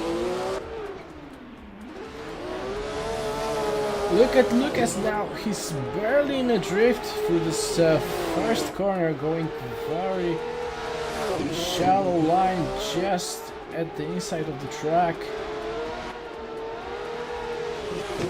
Curious what was the case of this driving mistake, but I guess judges will be looking at it. Looks like there's gonna be a replay. Yeah, judges will be looking at the replay, yeah. So we'll have a short break because, yeah, that's really different from our previous rounds, because during our previous rounds judges had to look at the replays very often.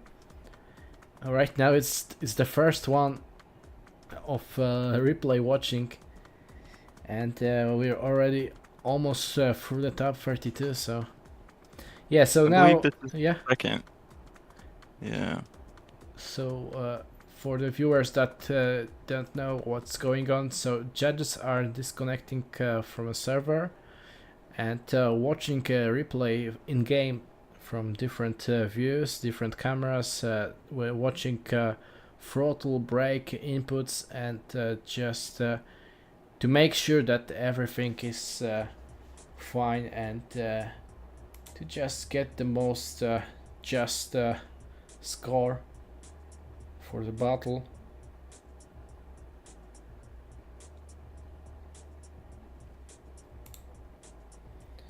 Yeah, so watching replays from different angles are really helpful in terms of judges. So in real life, Yeah, you wish you had it in real life. Yeah. yeah, in real life you only have this TV cameras, or maybe sometimes drones flying over the drivers, but sometimes it's really hard to see if somebody makes a mistake in such place. But there's not a problem here in the game, when you can just see from whichever angle you want to see, and check everything twice or maybe more. So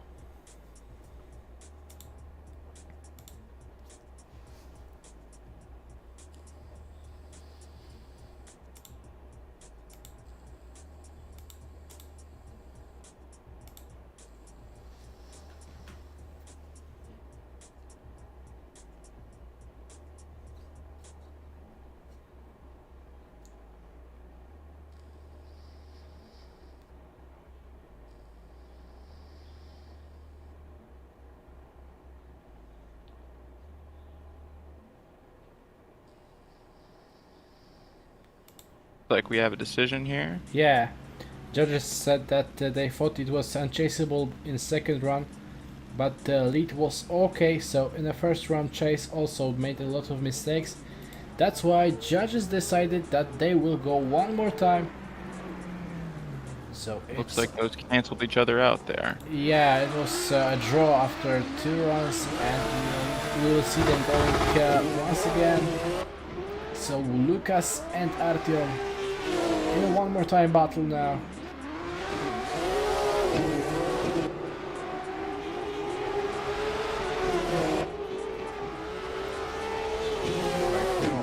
Very clean up to this point.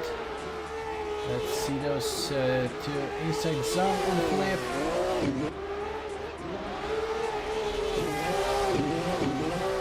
Artyom taking a little bit shallow line there for outside zone number 7 and 8, but still in terms of proximity he was very close to his opponent. and consistent with his chase.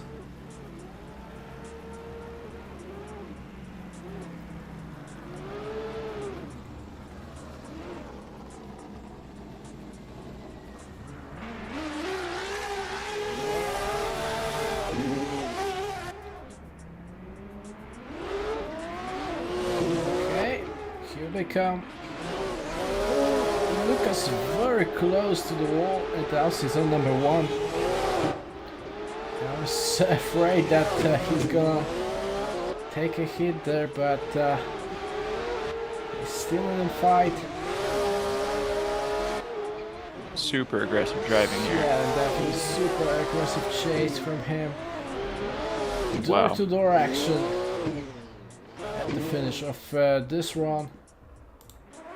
He was not playing it safe there, that's for sure. Yeah, definitely. He was Great driving.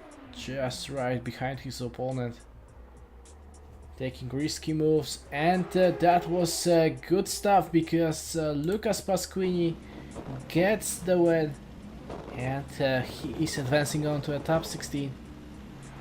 So his aggression and chase was on point, and we'll see him in the top 16. So now Owen Magner and Patrick Ciosmak.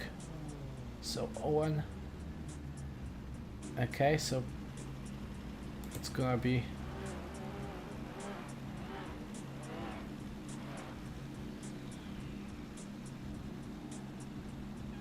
okay. So right now judges are talking with Artyom, but I think everything is sorted out now. So Owen and Patrick are good to go now.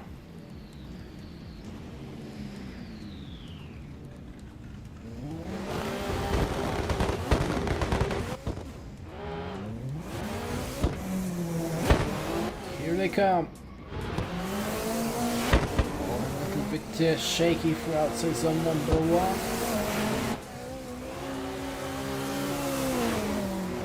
Patrick right in the formation.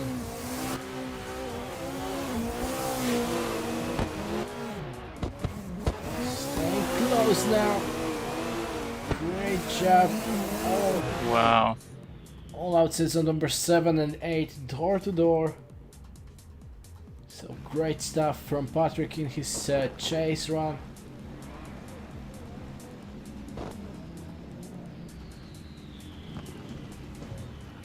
And now we're switching sides, so Owen will be chasing now.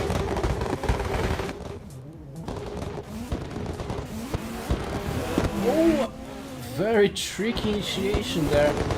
I don't know if there was contact before the initiation line, but the battle is still going there.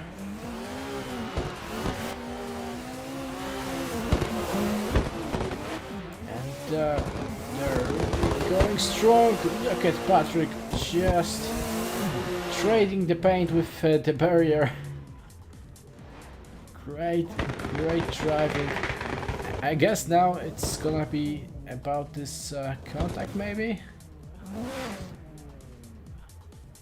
Okay, so judges decided that Patrick Ciosmak gets the win, and Patrick is moving on to the next battle in the top 16. So let's go into Simon Sandman and Daniel Burda. I guess that's internet issues from Simon now. Yeah, he So- appeared to float off the screen on Yeah, my it's screen. just looking like he lost his internet connection. Maybe he will be good now. Oh, he's back already. Yeah, he's back.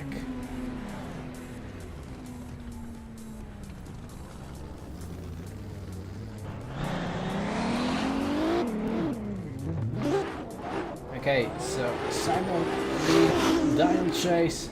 Both driving the same chassis.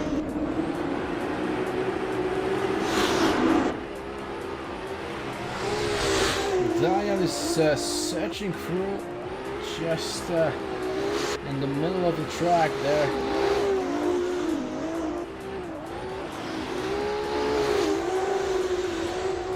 Definitely much more shallow line from Daniel as a chase than Simon was doing as a lead driver.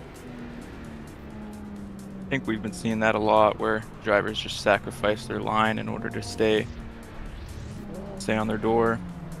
Yeah, it's always the game what you prefer more. It's more of proximity or maybe the line. So if you got them both, you're in the right spot there. But now coming back, and now Simon is chasing. Staying nice as a chase.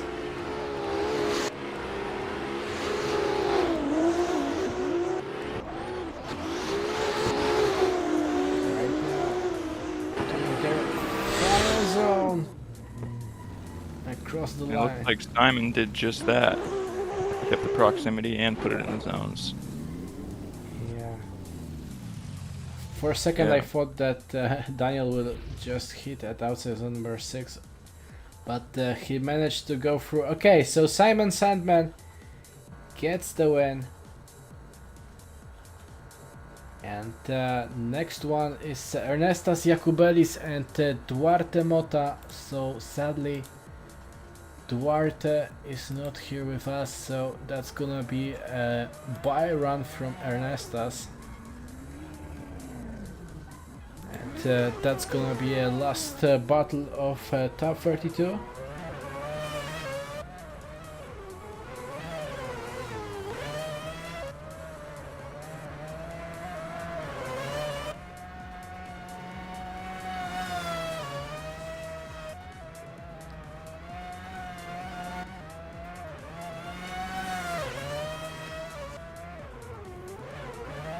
Oh man, that's looking good too.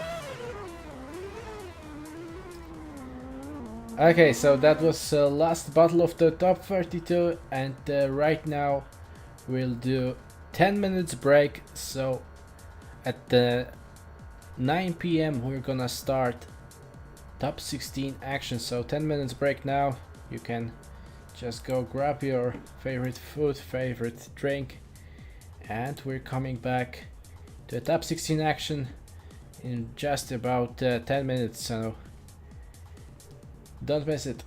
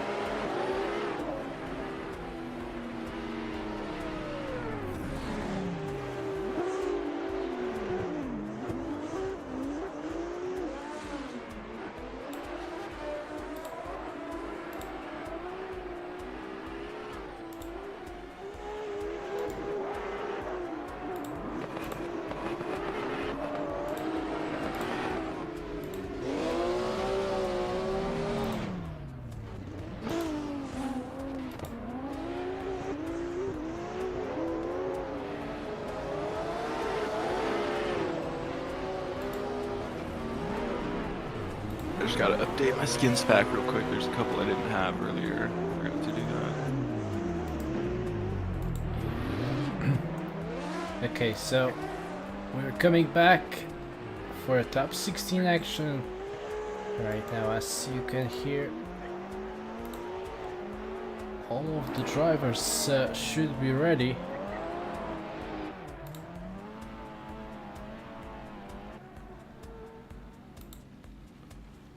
Good evening, Mackie. Oh, hello Yogi. I hear that I joined, and that means it's the right time. Am I correct? Yeah, you're in a good time though. It's top 16 now. Is it top 16? Yeah. Oh, exciting times. How are we doing? How's it been so far? Yeah, it's really interesting track, both to see and drive. And now we have Andres and Nico at the track. Andres doing a great lead one, as Nico is trying to keep a great proximity. Across the line he goes, so...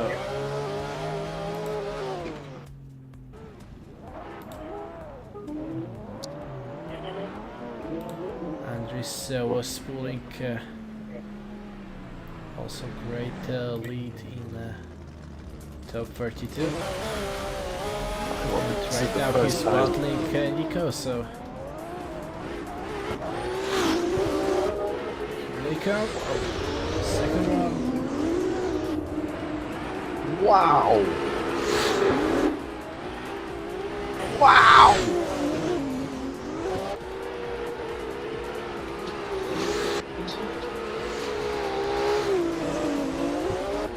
Lost transition. Oh, that's a big swing from Andres and the chase. Oh, and a hit from Nico just at outside zone number 8. And that's gonna be really interesting now. That was crazy! Yeah, especially at outside zone number 3. Andres was just right there. Okay, so we have a winner. Andres Kleinberg gets the win. And Andres is moving on to the top 8. But first we have a protest from Nico. Oh. I guess yeah, so Nico is trying to say that Andres hit him before outside zone number 8, so I thought that might have been the case myself. I couldn't really tell though. yeah, from TV cameras I couldn't see a hit between the drivers though. But I guess judges will have to look at the replay to see closely what happened there.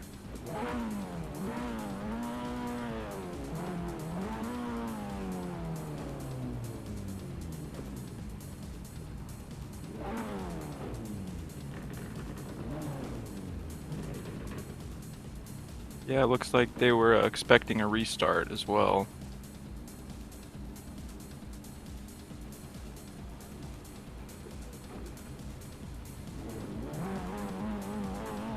These gutters have been brutal tonight. There's gutters on this, so it's a TOUGE track with gutters. Yeah, water Out of the, drainage. out of the gate. I Yeah. think you need to have like a theme song of Initial D going on in the background right now. Yeah, Eurobit is just playing in the background somewhere. Yeah. You should have Eurobeat on. I'm kidding. No, this is exciting. That was my first lap I've seen of the track because I've been working teaching today. So that was really impressive to be her first run. I'm gonna exciting. say. It's exciting. That was very exciting. So I'm hoping it continues this way. This is very cool. TOUGE tracks is exactly what drifting's about. Great. Yeah, I can see also that this track is very popular at the social medias. People are just sending some clips both at Instagram, TikTok. We're loving it. Yeah, people loving TOUGE tracks. it's what drifting started on, man. It's where Yeah, drifting back to the roots. back to the roots, man, and the purpose of why we do it, which is the one thing I'm enjoying about this layout, that it's downhill. A lot of people go uphill to avoid the aspect I would of, say it's more uphill than downhill there. I think it's more uphill. There's some Yeah, downhill though. yeah. It's, Okay, so Maybe. let's Okay, come back that's at the fine. track. So, judges watched the replay once again and said that Nico is right. So, there was a hit turn. from Andris, and then Nico went into the wall. So, result is changed. Nico Stella gets the win, and Nico is going to the top 8. So, it's official now. And oh, nice entry. Ooh, oh, little tap. let's go. Mark and Patrick. Nice transition in the pocket. He's not on the outside zone at the chase, but he's doing a good proximity game there. Ooh, that was risky. But he used it very well all the way to the finish. That was brilliant. Yeah, very precise. Patrick today has really issues with this first corner. At almost every run he had some problems with their opponents like- at outside zone number 1. So Hard to judge when to slow down. It's quite of a tough spot. So yeah, There's no reference points either. It's really hard to yeah, tell. because after outside zone number 1, you have to keep right in the middle of the track into outside zone number 2. So in my eyes, the corner 1 was pretty similar on both sides except for the tap. But the proximity now is not the same. The RX-7 was so... Oh, He's that's matching closing in the now. angle there.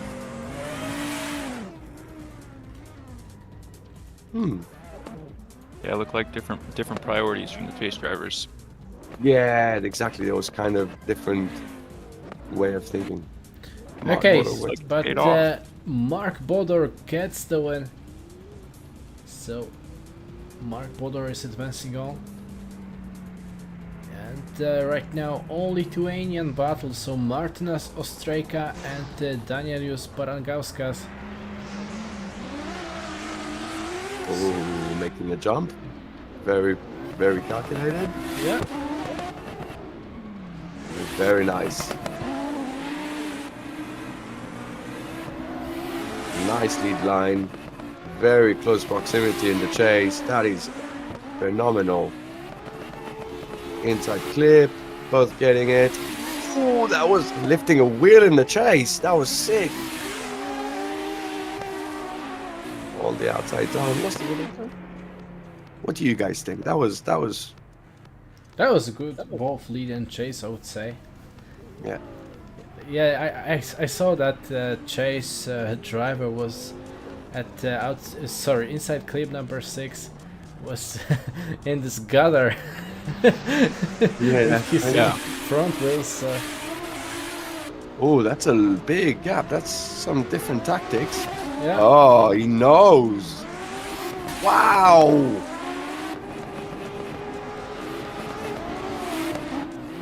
Yeah, so That's definitely some Martinez precise knows police what's speed. going on now. And Nice. a really good chase. Nice. Really good chase driving. Yeah. Very good. It's so precise and Ooh, little tap. like. Yeah, that's pretty clear, I think. But that was some insane chasing. What's his name, Maki? Sorry, Martinez? The guy in the E90. E90, yeah, it's Martinez. Martinez. Okay, I'm gonna remember that name. That was some. Yeah, Martinez And Ostrejka how do you say the other name? gets the win. Danielius How do you say the last Ooh. name though? UK Parangauskas. person. So we got Cameron. I've been asking Maki to pronounce things all day. I don't know how to do that.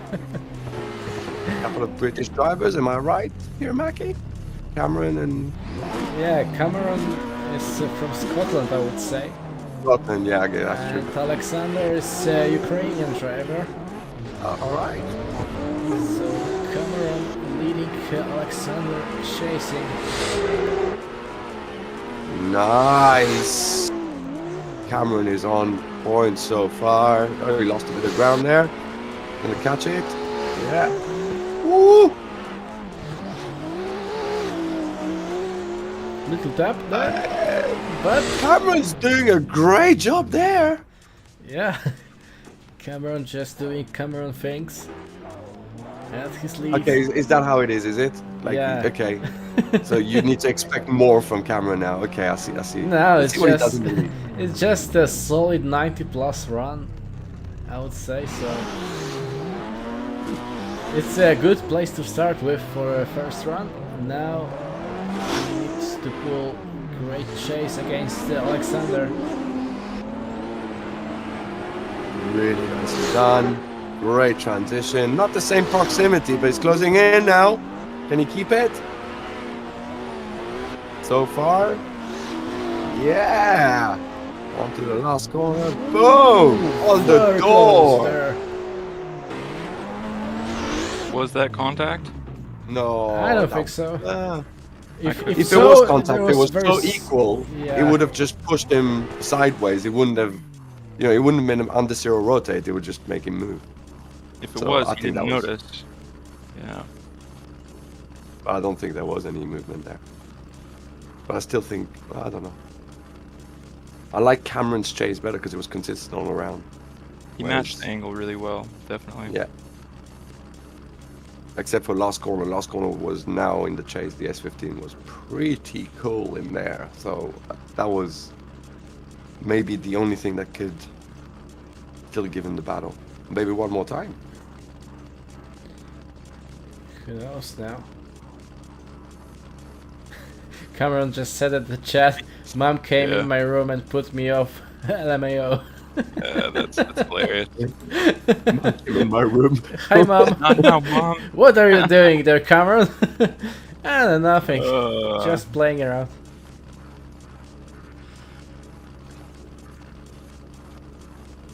I mean, do you know what? It's actually quite crazy because it's a scenario of everyone that hears about it, of the mom saying, just, quit playing video games. And here I am, teach professional drift drivers, and I'm like, actually, he's not playing right now. Yeah, technically, he's not playing now. Not playing. This is not a game. This is a genuine, Alexander gets the win. Okay, so judges said that Cameron with the contact and the correction at the outside zone number 7. So there was a contact in judges' eyes, and that makes Alexander gets the win here. Okay. Okay, so that was the last battle of this group. Quick restart and coming back with second half of the top 16.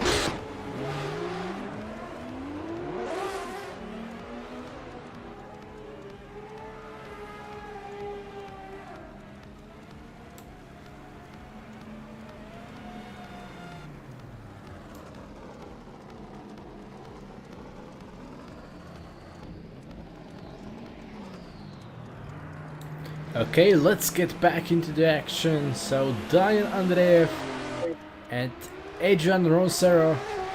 That's gonna be really interesting, because Adrian is really moving on today.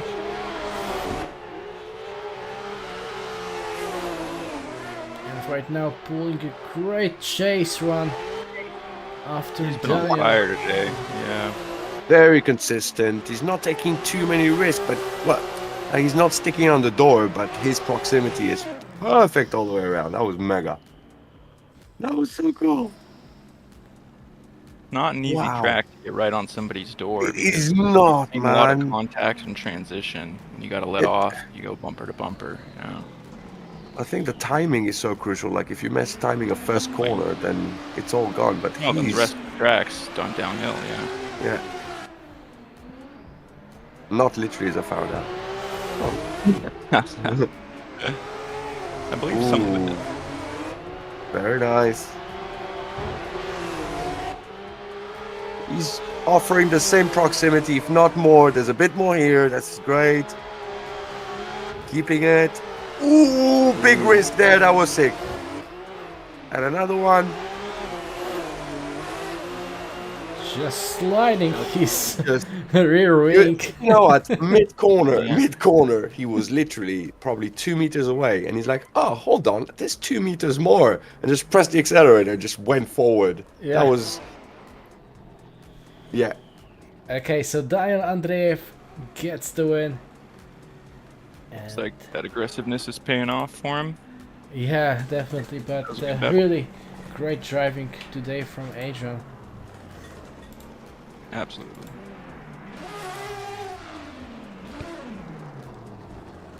He just eliminated Darius Ostreka before, so... Okay, now Vitaly Isaev and Adrian Chavez. So Vitaly leading, Adrian chasing, both same car. Oh, Adrian very wide there. And the outside zone number 3. Oh, and the contact. Ooh, transition denied. Yeah. That's really weird things happening during this run. That's It's not easy to close the gap once you fall behind. Definitely. Yeah, but that's a really unexpected move from Adrian. Right. Or maybe that was Lee's driver's fault of this. I don't know. Let's find out now. As they switching sides, so Adrian with a nice swing. Oh, Trey's a bit on the inside there.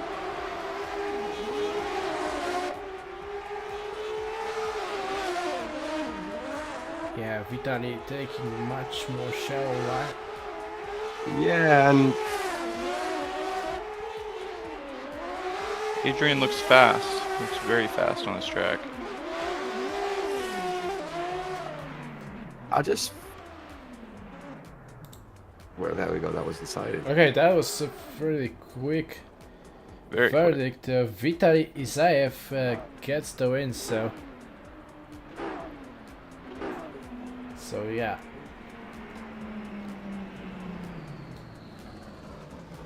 And we're quick moving to the next Lucas Pasquini and Patrick Ciosmak.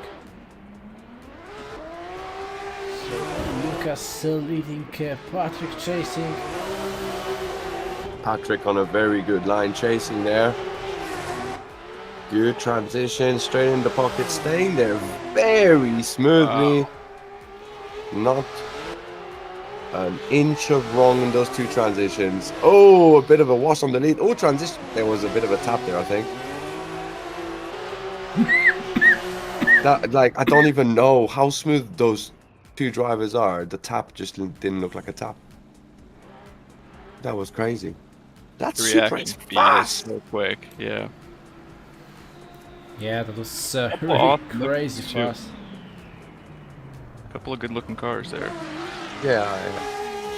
Yeah, Art of Motion versus North Roads Club.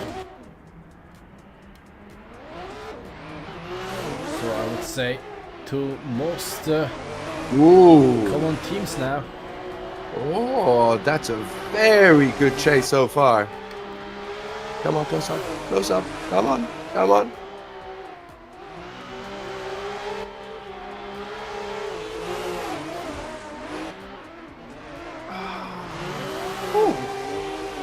That was close too. That was really... Oh no! Ah, That was too yeah. close.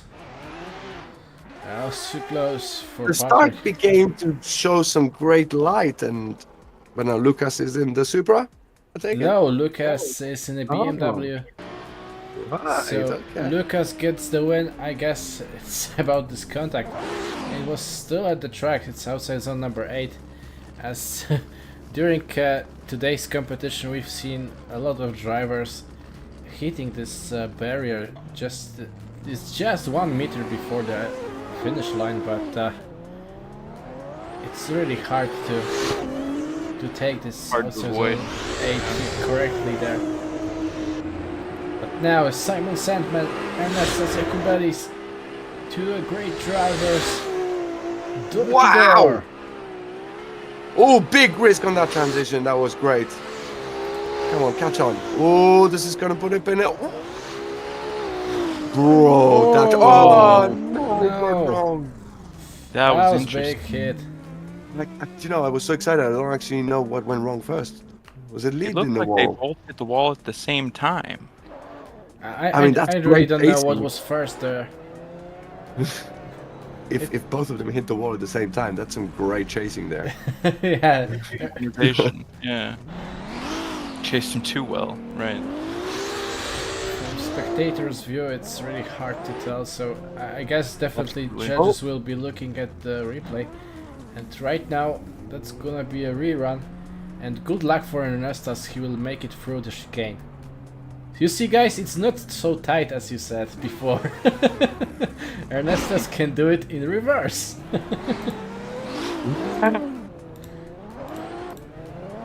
Okay, here they come.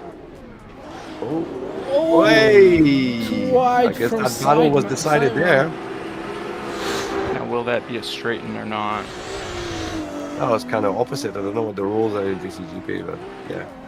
Yeah, that may be a 0 for Simon. Right.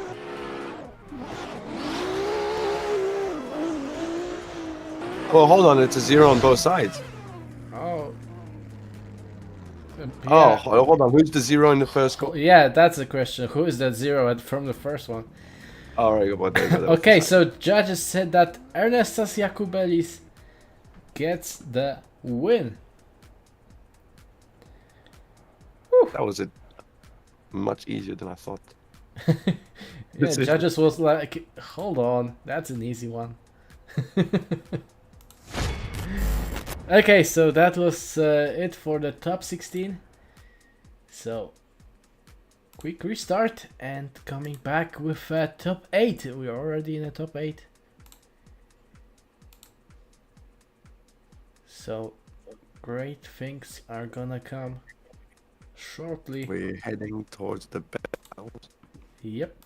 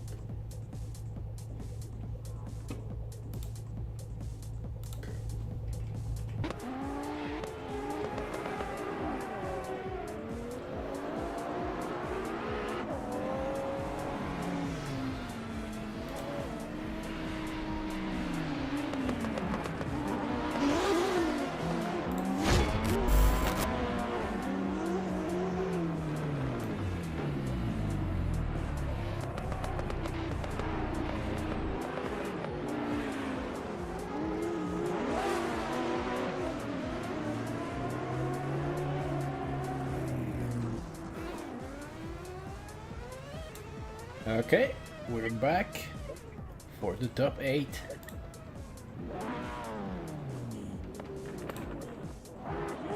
And we're gonna start with Mark Bodor and Nico Stella. So That's gonna be Escuco teammates going up against each other.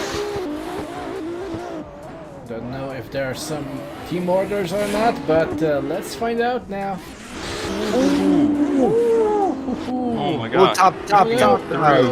Too much. They're keeping it. Yeah, they're keeping it, definitely. Oh, he's cutting the. Oh, that was close. The chase car is allowed to cut the inside clips with one wheel, also. Noted.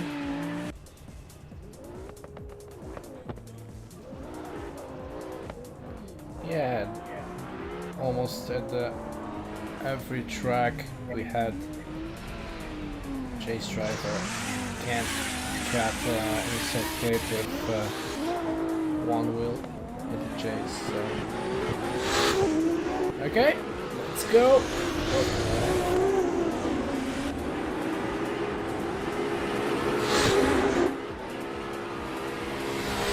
Wow. Ooh, very tight chase.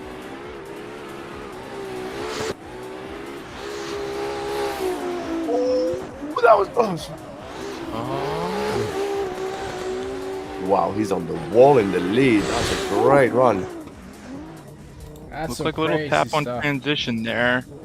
Looks like there's going to be a replay. Yeah, that's definitely gonna be a replay for judges. I guess it's all about this first corner in the first run. I don't know if that was the case, if lead run was too slow there. I don't know, so judges will be looking at it for sure.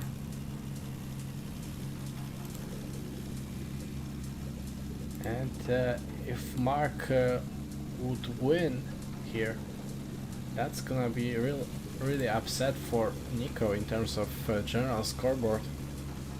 As I'm talking about general scoreboard, we are already at the round number 5. There's still 2 rounds to go, but Daniel is having over 30 points advantage right now over the Nico. So that may be a thing here.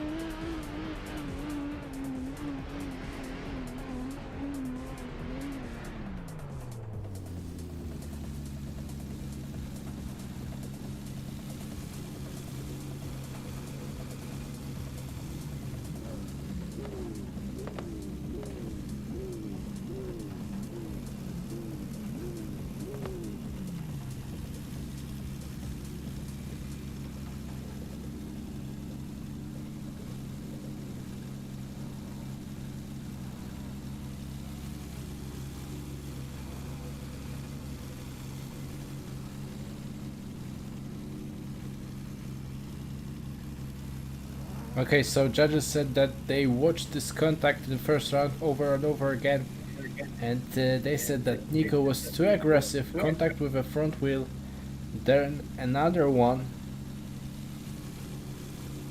Okay, so judges said that it was Nico's fault of this contact at the corner number 1, and that's why they say that Mark Bodor gets the win, and he is advancing on to the top 4, so that's a big upset for Nico now. Let's do this. Okay, moving on. Martinos Ostrejka and Alexander Element right now.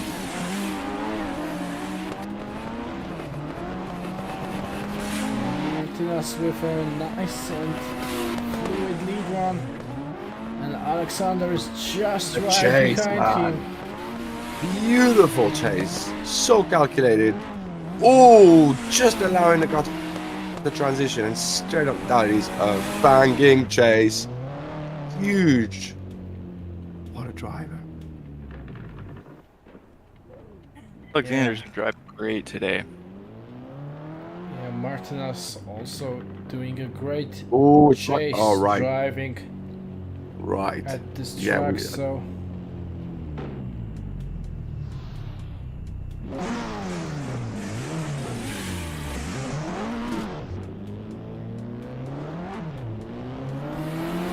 here they go.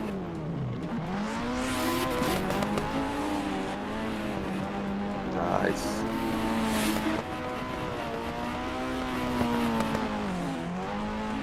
Right now Martinos, oh, little bit gap. I think he's gonna catch him at the outside zone number 7. Yes, he Yeah, does. but it's not on the out. He's not on the outside zone though.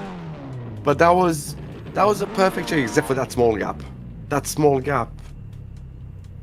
Yeah, that small gap may be a fake now. Yeah. That tiny gap is enough.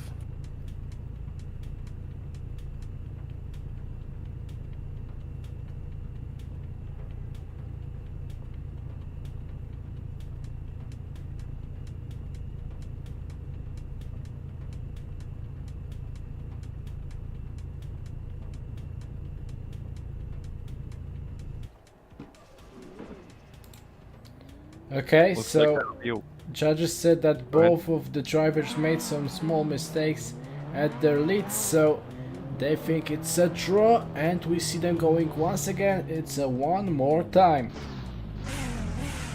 This is the second one more time today, huh? Yeah, that may be.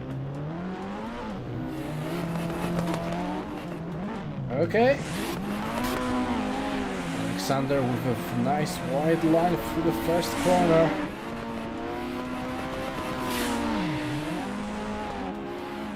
Trying to mimic Martinos' lead run as best as he can. Wow. Alexander showing us how to drive the S13. That was tight. Yeah, that was top driving now from Alexander at his chase. So Beautiful lead as well. Really yeah, clean lead. definitely, but Martinez now, it cannot be even small gap now. Yeah, lots of pressure here.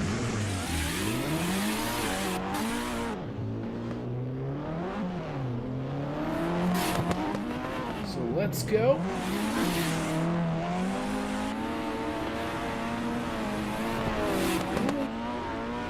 I don't know if that was a correction from Martinez, but Oh, he lost it there. Oh. He's back on it. He recuperates so quickly from mistakes. Oh, And this is a little bit of hard tap track again. to do that.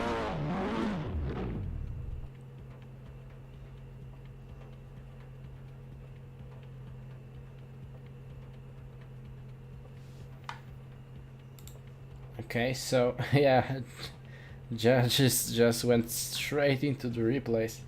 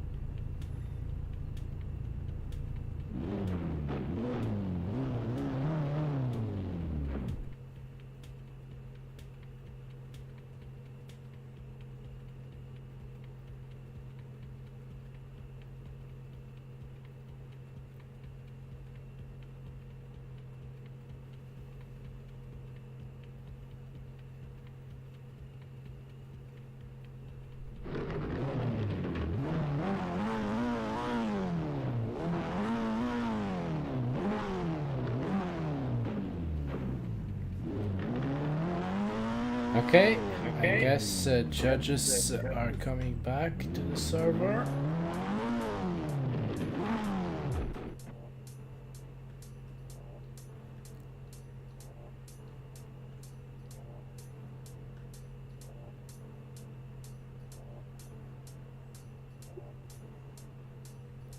Okay, so judges said that Martina's mistake at the transition and had the one wheel outside of the track.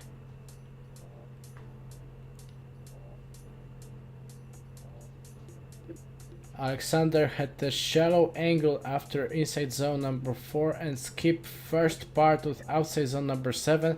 So judges said it's a one more time between Martinez and Alexander.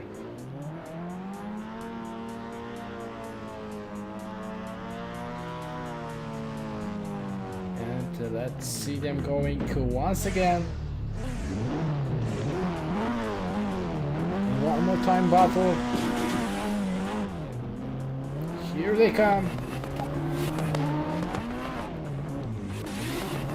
Martinez leading, Alexander chasing. Alexander doing a very good job so far. But Martinez's lead line is absolutely bang perfect. Boom! Timing a transition perfect to the lead.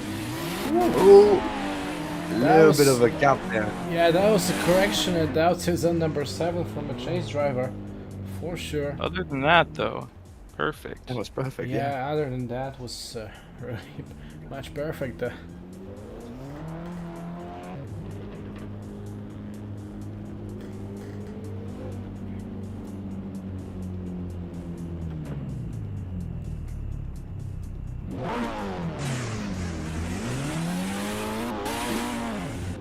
Okay. Alexander now leading, Martinez chasing.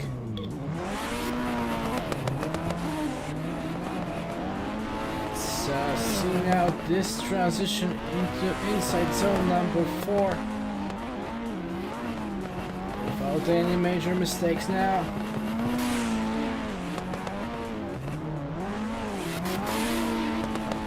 Right now, door to door.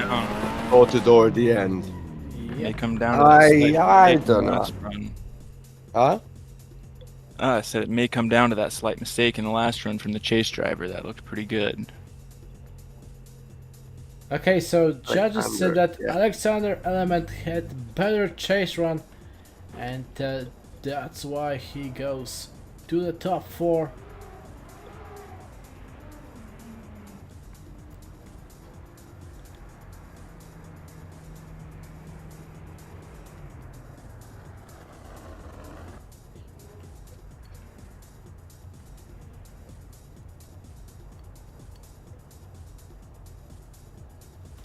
Okay, moving on to the next drivers, Daniel Andreev and Vitaly Isaev.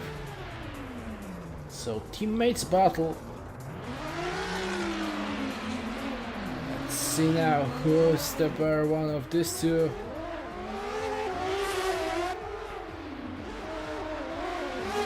A little bit of a touch from Vitaly at the outside zone number 1. Daniel is making a nice... Oh, nice transition. They're looking like twins. Wow. They're looking like twins. Yeah. Which is exactly what tandem is about. It's about twinning. That was insane. That's how they should look like, though.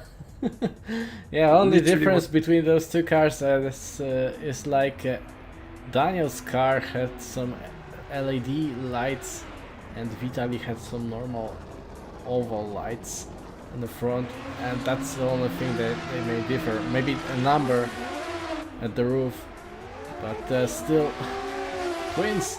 Let's go. Ooh, this is gonna be a tight chase. Wow. Yeah, Yes. some And again. crazy chase from Daniel now. And again, wow, man, times it so. Oh, just a bit too soon. That was good. He made it work. That was crazy. Oh no! Oh, what? What? What happened there? Just before No. outside zone number 8, it looked like No. Daniel's Was that car a team shut call? down. Engine there. Was that a team call? What happened there? Was that a team call? But it was the Daniel was chasing. So what? Looks like some engine issues at the end. Engine issues. Yeah, he had engine issues, man. Okay. Shut down. Turbo bomb. That's a explanation from Right. Daniel. Okay, so Vitaly Isaev surprisingly going to the top 4, and now it's battle between Lucas Pasquini and Ernestas Jakubaitis. So Lucas Pasquini will be leading and Ernestas chasing.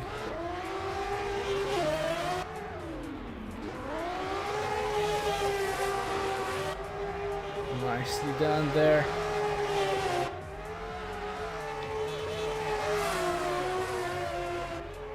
Ernestas also is pulling great runs today.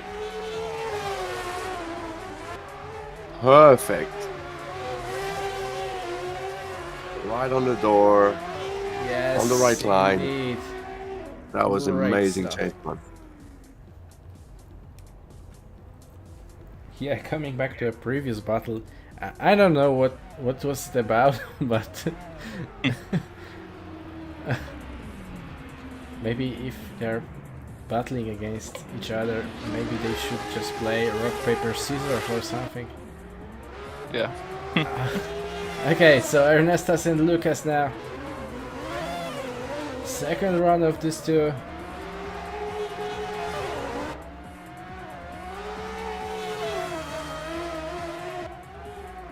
Looking very smooth so far.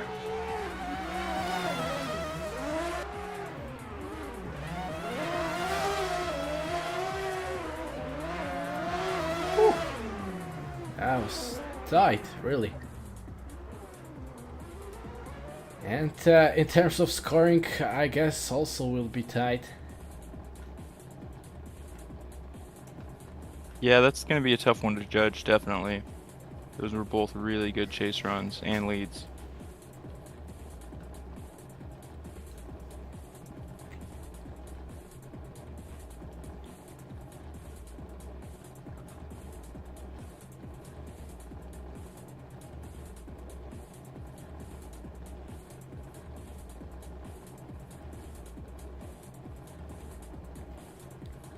Okay, judges are saying that both of the runs Yep. also lead, also chase. Okay, so it's one more time. It's a draw between those two. Judges couldn't pick one winner. And that means they will go once again in a one more time battle. Oh, that's a gather there. And that's gonna be a rerun.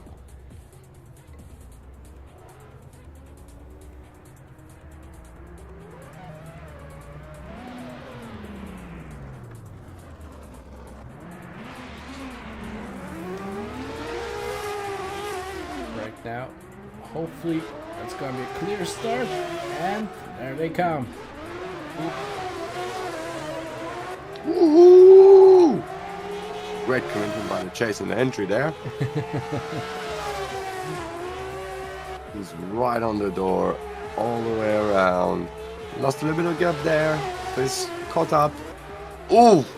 Oh no! Little And he contact. saved it. He saved it. How did he saved avoid it. the wall? That was incredible. Incredible driving from Lucas there. Thing is, who caused the contact, but we're not stopping by. Let's go with a second run of this one more time.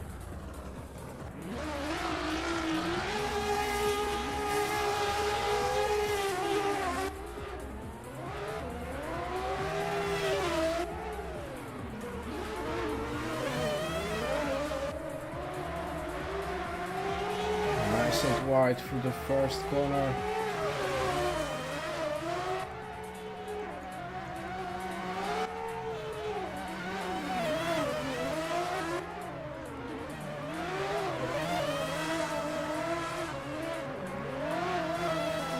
across the line they go.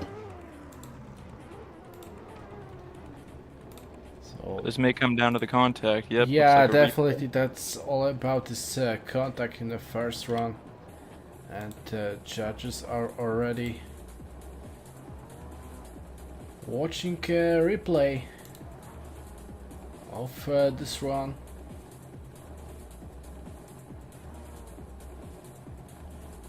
Man, these last few battles have been close.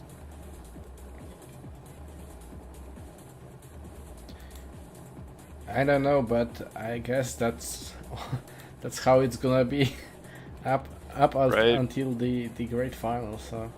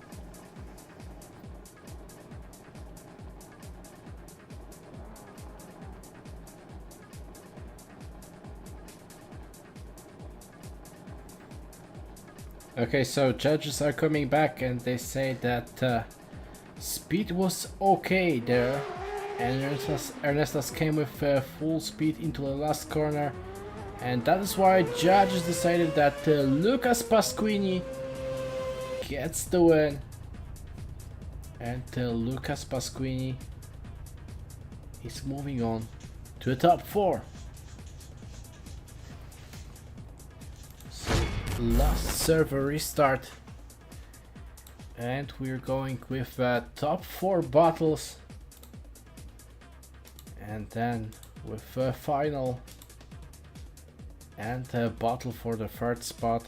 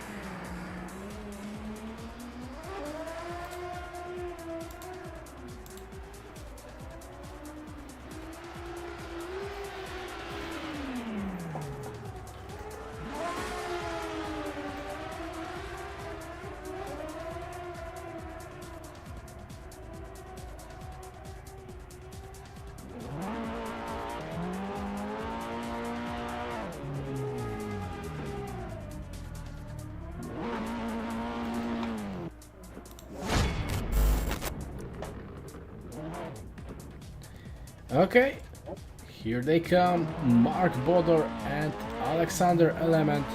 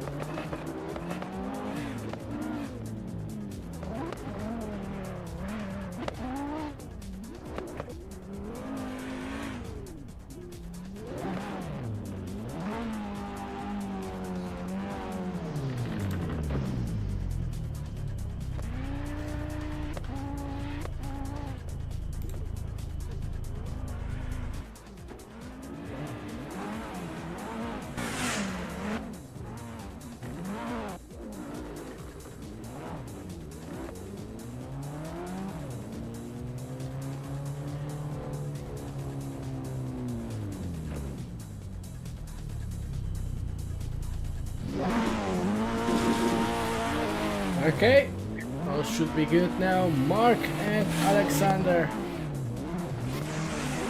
Mark with very high angle. Oh, the angle. Entry. Right now, nice and wide through the zones.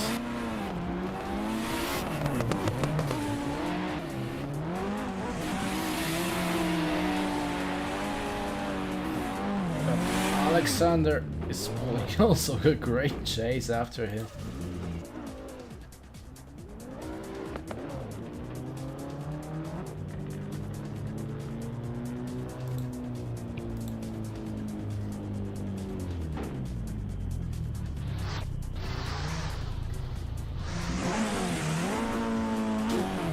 So let's see now, after the switch positions. Oh, wow!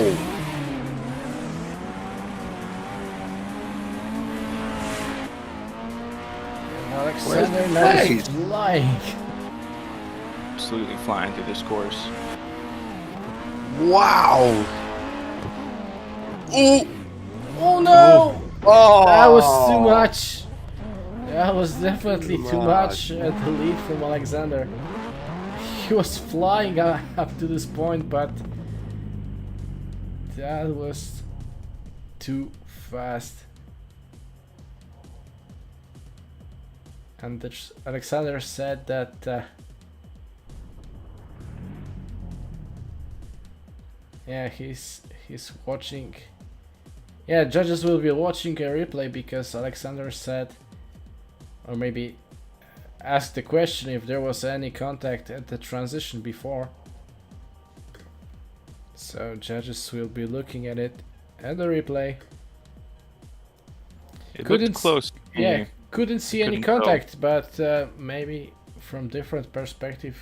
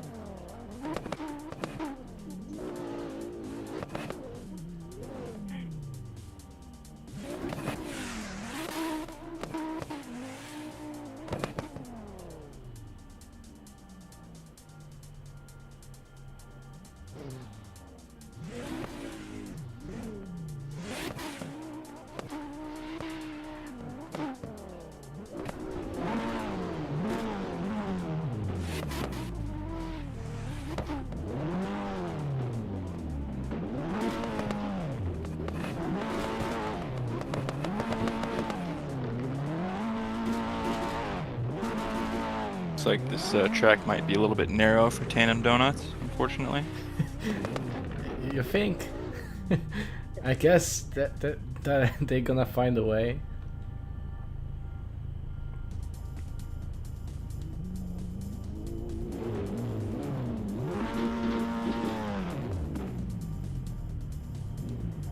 Track is just barely wide enough to do a 360, but falling into the gutter doing a 360 is pretty disappointing as well. Judge is really taking their time with this one.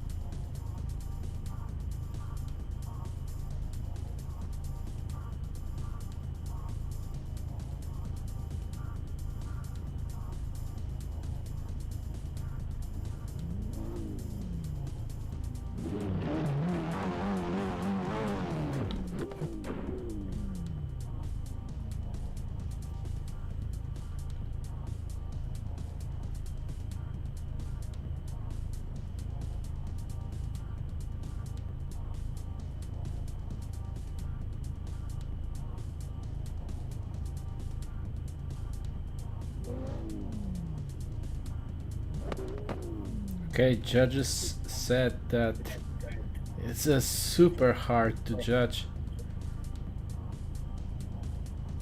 and yeah, well, I guess what's the conclusion here?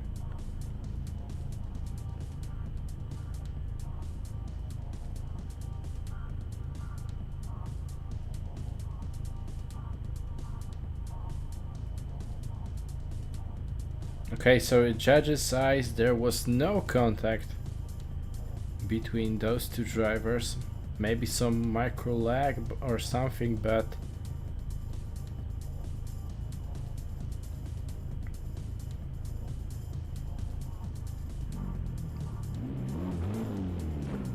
So it looks like the verdict will remain. yeah, I guess verdict will remain. But yeah, verdict remains. So Mark is getting a win. Great battle. Yeah, really great battle, and really hard to judge there. Okay, next one, Lucas Pasquini and Vitaly Isaev. And let's go. Ooh.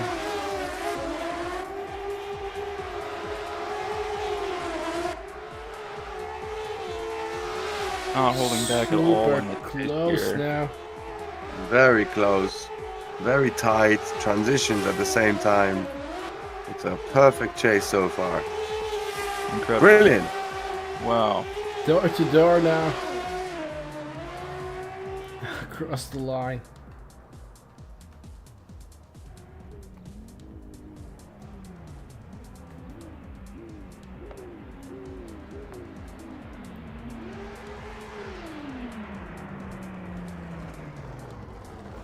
Yeah, chat is voting for the driver of the day. You guys think Mark deserves driver of the day? Let's wait until the final.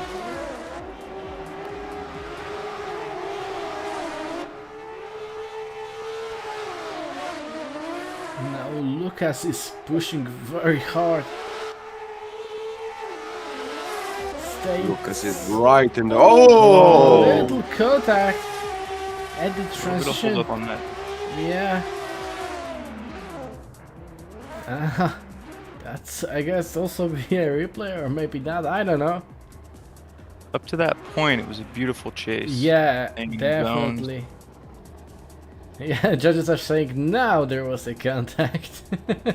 Okay, so judges saying that Vitaly Isaev gets the win, and Vitaly Isaev going to the final. But first, that's gonna be a battle for the third spot.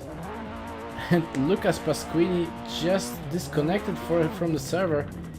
Lucas, if you're watching us, just come back, guy.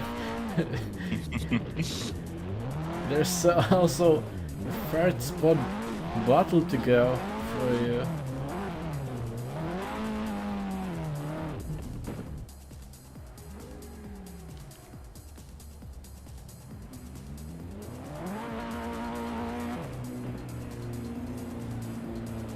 Okay, he's back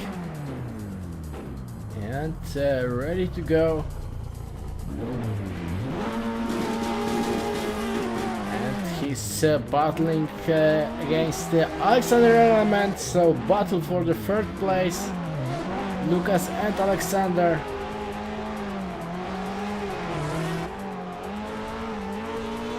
Look at Alexander now. Doors there.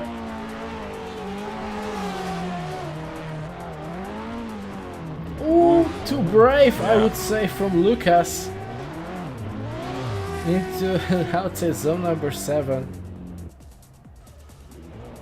That was a really great run up to this point, but yeah, that's still second run.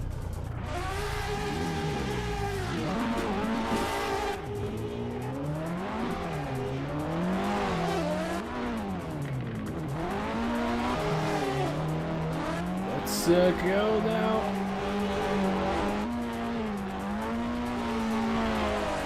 Lucas is pulling a nice and wide chase, but it's not as close. Really contact as Alexander was before. And across the finish line they go. And very quick verdict from judges. Alexander Element gets the win, and he gets the third spot today. Alexander's driving really stuck out to me today. He did some great driving. Yeah, it's really great driving today from Alexander. And still one battle left, so a great final between Mark Boder and Vitaly Isaev. Let's go, last battle of today's round. Oh, perfect chase so far. Bam! On the door. Backs off, back in, backs off, back in. Perfect! That's a final we want to see. Come on, keep it all the way around. That's a great wall ride from Mark. Wow! That was robotic. That was crazy. That's crazy stuff. Especially knowing the difficulty of this track, that was really good.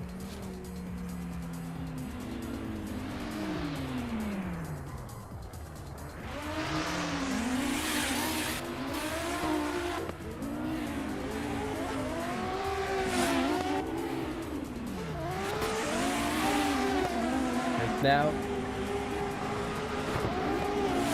little correction from Mark at the chase.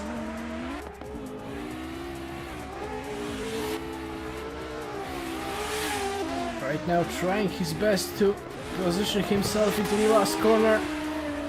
Little bit shallow at outside zone number 7 and not as close as his opponent was previously.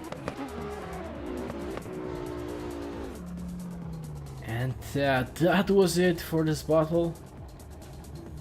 And let's wait for the verdict.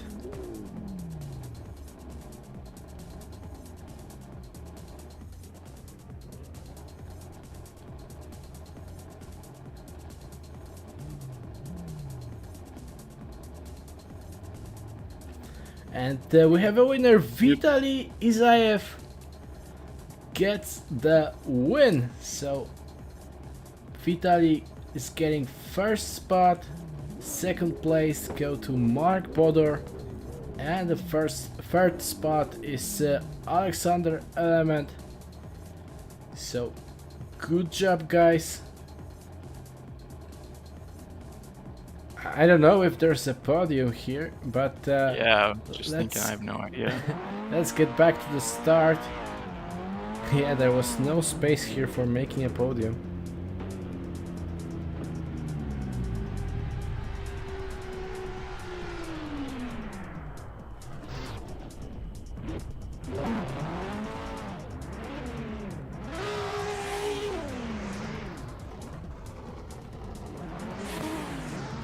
Okay, so now drivers are setting to make a podium photo, but